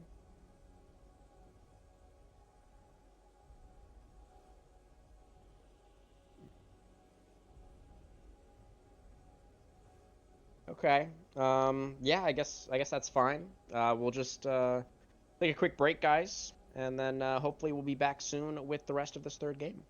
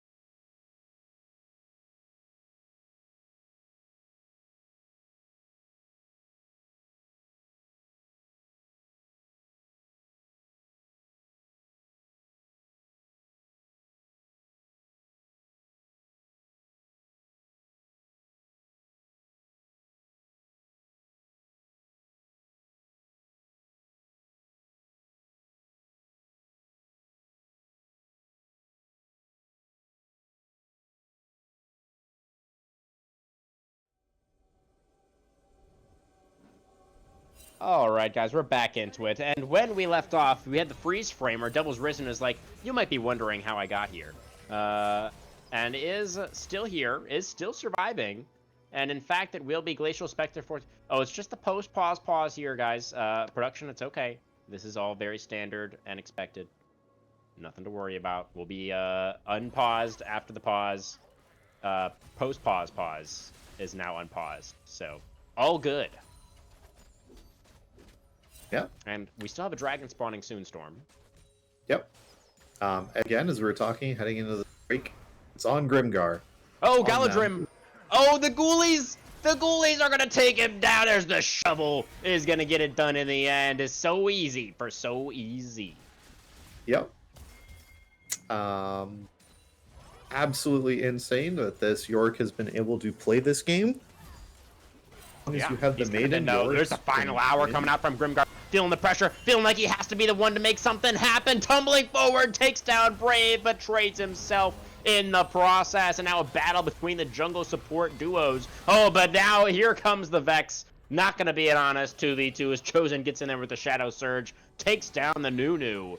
And the Chosen Inters are up now 10-4 here in game number 3. They are looking great. Yeah, everything's kind of clicking. This early game style that they have of this Vex and Lease are just both so fed and with no true, like, tanks really on the side. Nobody's building any magic resist. These people are just exploding once one of these skills lands. This is what happens when you don't pick Jake. No, I'm sorry. I'll stop. Okay. Herald's coming up relatively soon now as well. And yeah, these last couple of sequences have been all Chosen Inters. They've been looking like the much more coordinated team. It's just so crazy to see after that game number 1 that we witnessed earlier. Yeah. Unsure what's happening about it, but good to see. Maybe this is the start of some sort of comeback. Interesting to see that our Nunu has built a random Negatron cloak and a second null magic mantle. Yeah, I mean, there's a lot of AP damage from the Elise and the Vex, right? You need magic resist. It's a little bit unfortunate that we also have a Faded Ashes. I feel like if we just had more tank items, that would be preferable. But we're getting there. We're getting some resists. We're working on it. Yeah, and we have seen the book has been bought by Elise. There's a Magi's on the Rift. That's There a it call out. is. It sure is a call. Yeah, that is a shot called by Jinx. They are looking Rip to up to a real snowball this cannon game. there as well. Sorry, what was that? We Rip were to the -1? cannon minion. Oh, God. Yeah, -1. That is a bit unfortunate. But what's not unfortunate for the Inters, they are going to be able to secure this Rift Heralds. And be able to Shanghai Shelly into service. And we did see Jinx able to pick that one up. Yeah, I would have given that to Yorick, but yeah, same. Yeah. It's fine. As long as we drop it in Yorick's lane, then it's still fine. Or in you get mid lane is fine. yeah, too. or you get an actual tower with it. But Yorick generally almost always secures a tower when he's given it. So for sure, yeah. I feel like and all those. Here's a pick onto Devil's Risen. Really nice buffer on the dredge line. Is it going to be enough? The root comes through from the snowballs, and the damage is there from the Mel Beluga, getting his second of the game. They got to teleport in from Chosen after they've already lost their support. Yeah. Nothing else gonna happen.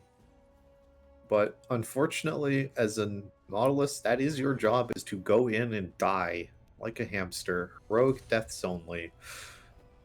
Yeah.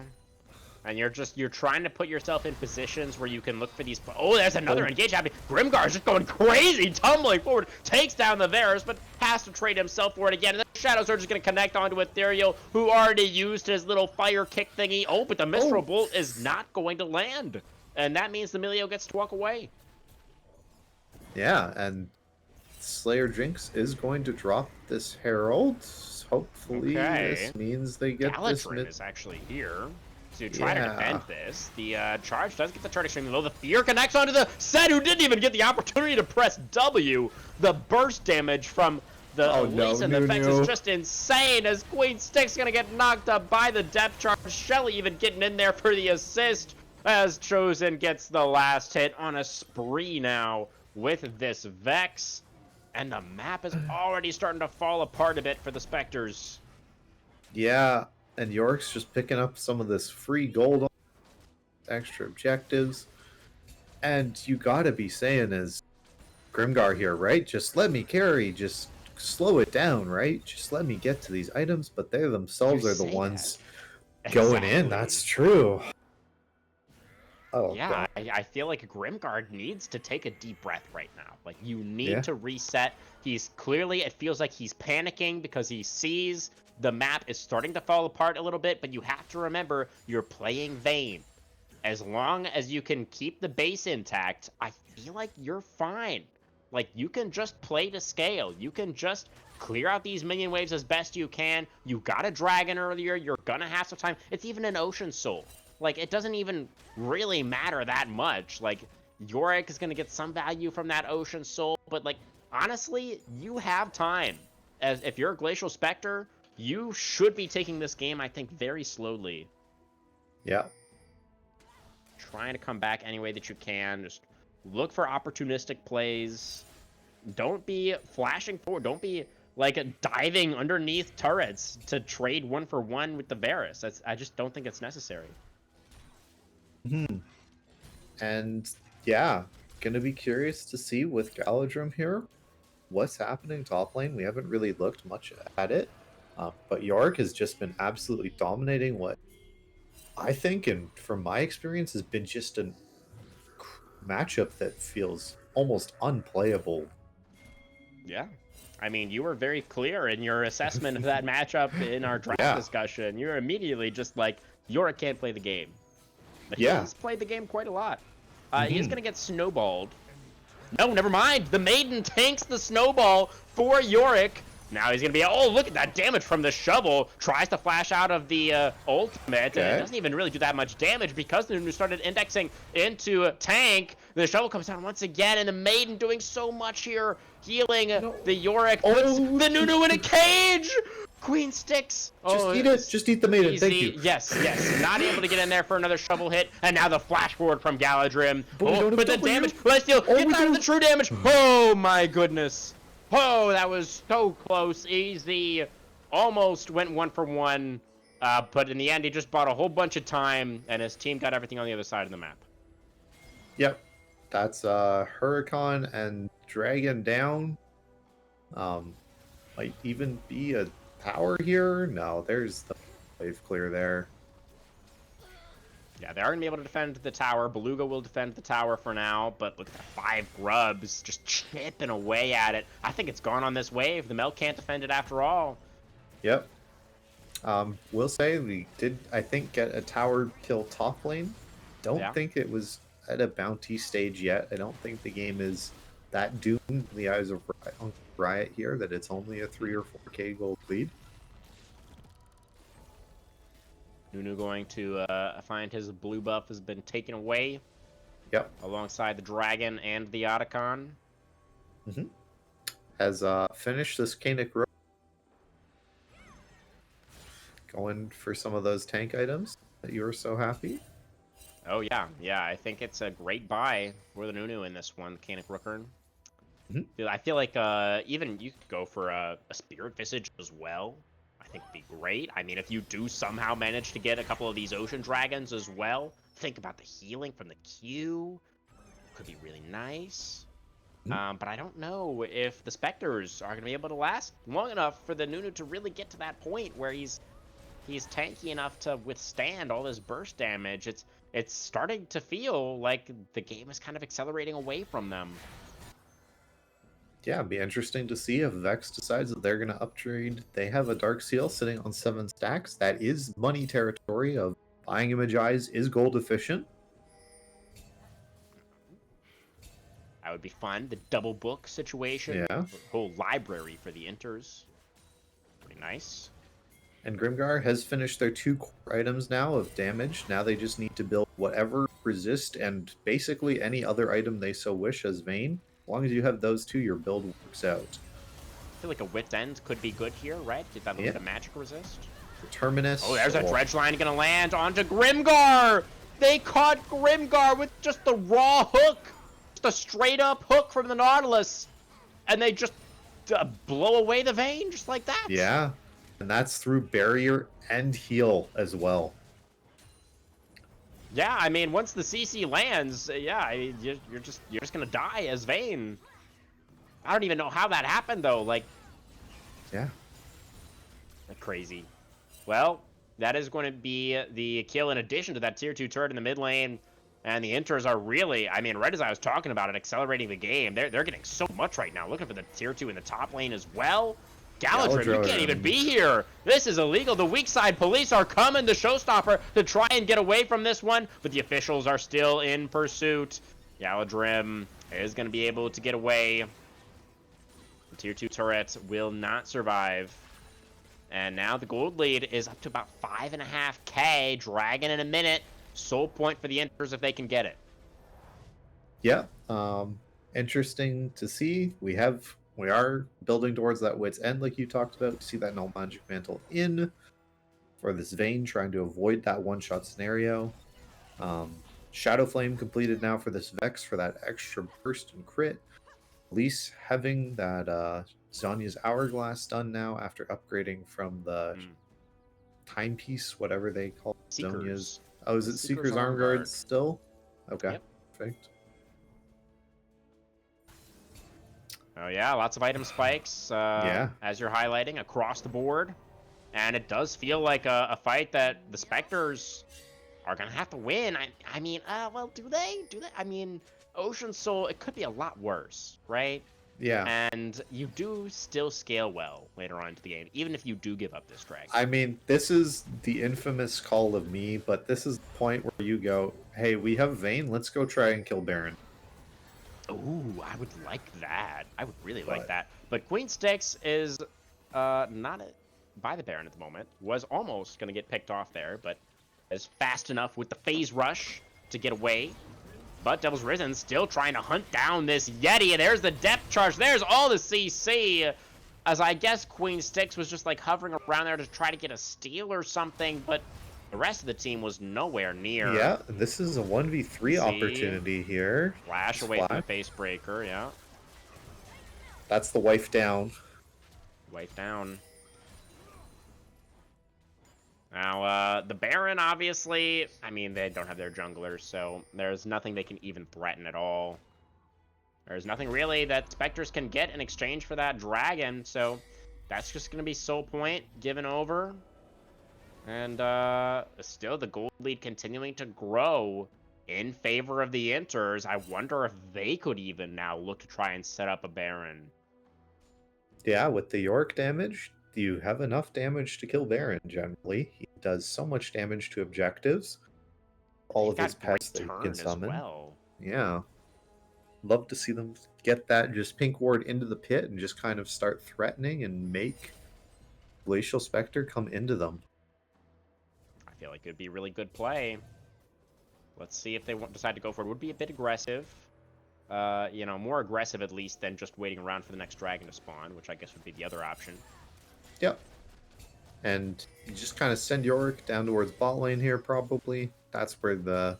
Oh, the flash for the dredge line? That's a trade of flashes between the supports. Sorry to cut you off there, Storm. No, all good. But yeah, you just send Yorick down bot lane here. Get him away from whatever objective is spawning. That is Yorick's home. That's where he wants to be, in the side lane. Interesting to see an unending despair purchase third on Yorick. Is a bit more of a cruiser now since his rework doesn't build just straight fighter items. So that's probably fine if that's the only one we see, but just deciding that he needs to be a front line for his team if he ever does one. Yeah, fair enough. Is level 16 now on the Yorick. Galadrim also on the set, also ticked over to 16 there. They are the highest level in the game between the two of them. And here comes that pressure in the bottom lane. Like you were just talking about, EZ going to be getting that wave pushed up. There's a hook opportunity here.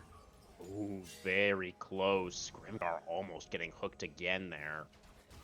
Yeah, I feel like we just shouldn't be putting ourselves in position where the Nautilus can even look for those angles, right? Even just being that far up feels like a mistake. Yeah. There's Nunu bursting in. Okay. Look how brave. Here comes the snowball. There is going to be, they're trying to get on top of Brave. Grimgar going so deep again. Why are you diving so deep? So far ahead of the rest of the team. How can they help you when you're so far behind enemy lines? And now the chase down comes through. The Mio going to get burst out. They are diving underneath the inhibitor turret to look for this one, and that turns out to have been a little bit too over-aggressive. So it turns out being a 3-for-3 and what should have been a massively favored fight for the Inters. Mel Ultimate not quite going to be enough to finish off the Bears, but they do find the route onto EZ. Looks like it's just going to be a wipe down situation once again. Yeah. But that was a fantastic play by Galadrim there to timed his W, the Haymaker, true damage right into Elise as she was coming. That Zanya's getting that kill there. That's a big pickup, 1,000 gold over to the set. Hopefully I think they're building towards Overlord's Bloodmail with that $10 buy, if I had to guess here. All right, let's see about this push in the mid lane. Chain of Corruption not going to land. That was a pretty far right. Yeah. Devil's Risen, able to stop these bases. Mm-hmm. And we have just 1:10 till this Dragons. Oh, that time already. Yeah. So, Yorick, time to go top lane, buddy. Has teleport. Yep. Should never ever So join a fight, generally. Generally. Yep. Well, let's see about the setup here. I mean, you know, I was talking earlier about how Ocean Soul, not the strongest of souls, you know, not necessarily a win condition by itself, like some other souls are. But still not something you're going to be wanting to just give over. So I'm sure we should be seeing some kind of fight around this dragon. Yep. Is a soul that actually does something, unlike Chem Soul, which still not sure what it does somehow. I hear you. I hear you. I do feel like that Chem Soul has good use cases, but it's definitely the most situational of the souls. Let's see. Right. Teleport in. That is the Vex joining with the rest of Grimgar the team. is the one forward. Grimgar, please! Oh, Grimgar! Oh, he's just gonna get hooked and popped once again. Galadrim gonna look for a big haymaker onto the Elise once again. Gets out a good amount of damage, but Jinx will be able to survive it this time around. Another dredge line from Devil's Risen, who I feel like has just had an amazing game on this Nautilus. And that should be the game. Look at where Yorick's just taking the base already. He's like, I don't even care what's happening over there.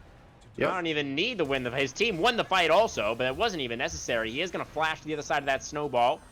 See if they're going to be able to run down the Yorick this time around, if he's going to be joining the wife in the Death Chamber. Stick's taking a lot of damage, though. The Nunu doesn't have very much armor. Easy in a 1v3. Looking to turn this one around. The Nunu has to flash away to stay alive, and now Easy can just walk it off. There's no way. The wife lives too? Oh, wow. And mid lane, by the way. Yeah. Things are happening there. Much less exciting. Yeah. And Ocean Soul. And now they get Baron as well. This game's over. The Chosen Inters. I mean, we felt like going into this match, we felt like Glacial Spectre were pretty heavily favored up against the Inters tonight. And especially after that game one as well, was like not even a contest. Like the Chosen Inters, they were just saving their strength. They decided not to play game number one, so that they would be able to outlast their opponents and get the match win in the end. So 5-10. Yeah, I mean, that's got to be what. There must have been something like that, because this doesn't look like the same team that loaded in game one that it loaded in for games 2 and 3.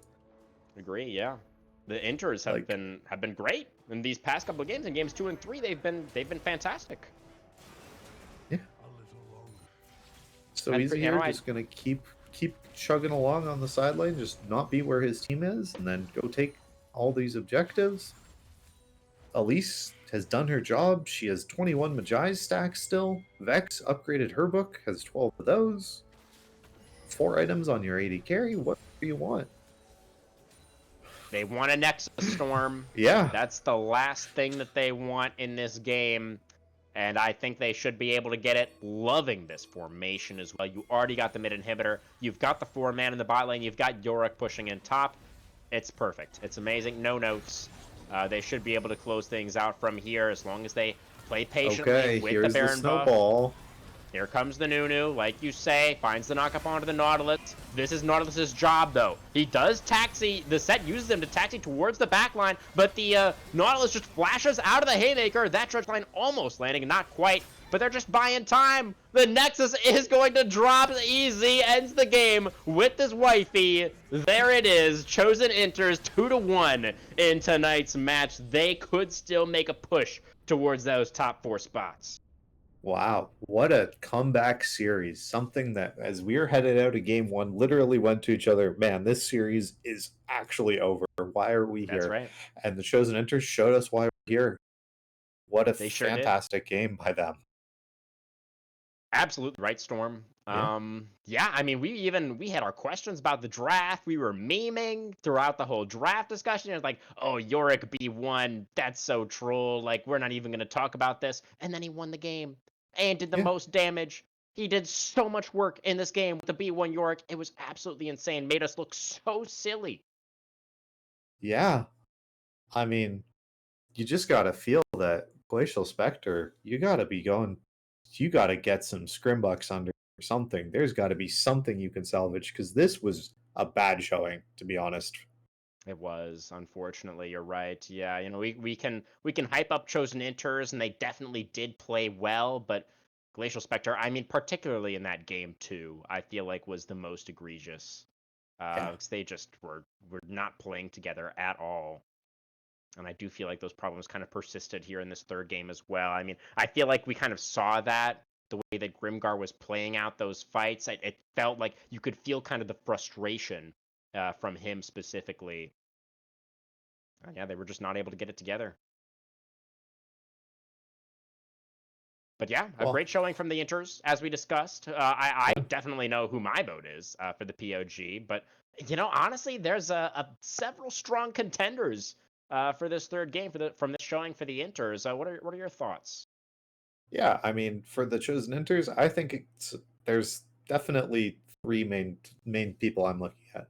Again, you can look at the Elise, the Queen Styx in the jungle on this Elise. Yeah, I believe that is that's right.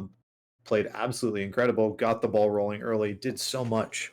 Yorick, Slayer Jinx. Slayer Jinx. Jinx. The Chosen bad. jungler. Yes, our bad. I affirmed your incorrect information. We share the blame for that one. Yeah, Slayer Jinx did fantastic.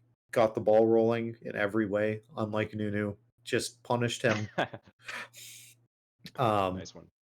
And just looked really good. Yorick again in top lane. That's a matchup that I have played both sides of and found as Yorick it was absolutely unplayable. And when I played it as Set, went, God, this feels so easy. So I'm amazed at how well he did. That's fantastic to see. Pretty much solo won towards the late half of that game, just made it so that no matter what Glacial Spectre did, it was a losing proposition. They deserve really high praise, but also their support. Like, you hit the hooks. Devil's Risen hit the hooks that he shouldn't be hitting. Vayne should never ever get hit by any of those strategy lines, right? That's right. And just got hit by them over and over again. He pressed R on Vayne every fight, as we would see the just blind run in and kind of Grimgar just trying to go as ham as possible, would just die over and over while going in. And yeah, Devil's Risen definitely should be a contender, but I would be really biased as the top laner going so easy to deserve. Yeah, honestly, my instinct, my initial thought. Oh, bless you. That was a sneeze, right? Or was that a laugh? Not me. Sorry. No, never mind. Okay.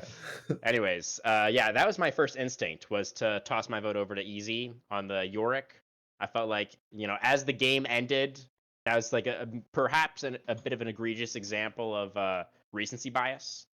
But obviously, the Yorick did play exceptionally well through the side lane and had a huge impact on this game. Upon further reflection, I would like to give my vote over to Devil's Risen on this Nautilus. I felt like that's kind of where it all started, right? It's like once the hook started landing, everything else kind of followed from that. I mean, even thinking back to the fight around, I think it was the second Grubs in the top sides, where it was like that critical, decisive moment where Devil's Risen just flashes forward, hits the hook, and finds 3 with the ultimate. That just like single-handedly won them that fight, got them the initial lead, and then the whole team just ran with it. So that would be my thoughts. But definitely several strong contenders and really well played overall by the Inters. Really great to see. It's a team that we were kind of thinking was not really going to be able to show us much, right? Based on how the first few weeks had gone. But they absolutely could make a push towards those top 4 spots. I was even said in the intro that this Freljord division is a lot more competitive than I think a lot of people were expecting, and I think that's what we saw tonight. Yeah, it's definitely a division where anybody can kind of get on, right? Glacial Spectre was, I'm pretty sure, tied for first in this. They We're were. sitting at 3-1, Yeah, right? So that's right. there's no one in this group who is 4-0, so it's not like any of these spots are just completely locked up. AK Hearts lost again this evening. That's another team that you're going to be able to pass on your road up here. Absolutely amazing stuff. Any other final notes, Storm? Any other final thoughts, closing remarks of any kind? Do you have a player of the match overall? Oh, right. We had players of the game, but who's your player of the match?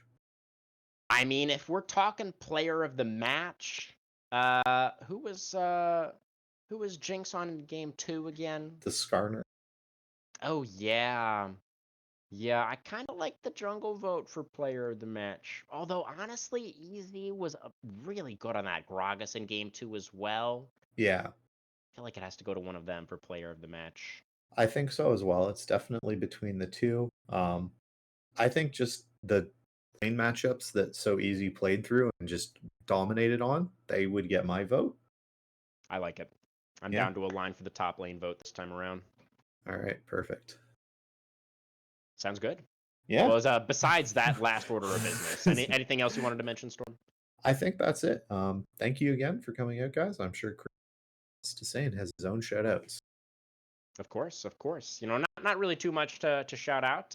Was definitely fun hearing from all the Shattered Spire guys. And Otter Talk today. And we should mention as well, I think we were off air when you mentioned this to me, Storm, but Draconic Spire, their sister team, picking up a big win tonight as well.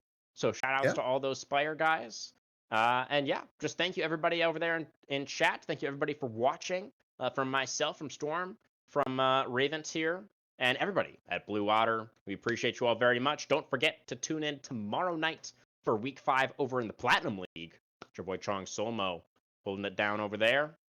From us here in Emerald, that's going to do it for now. We'll see you next week for week number 6. Have a great night.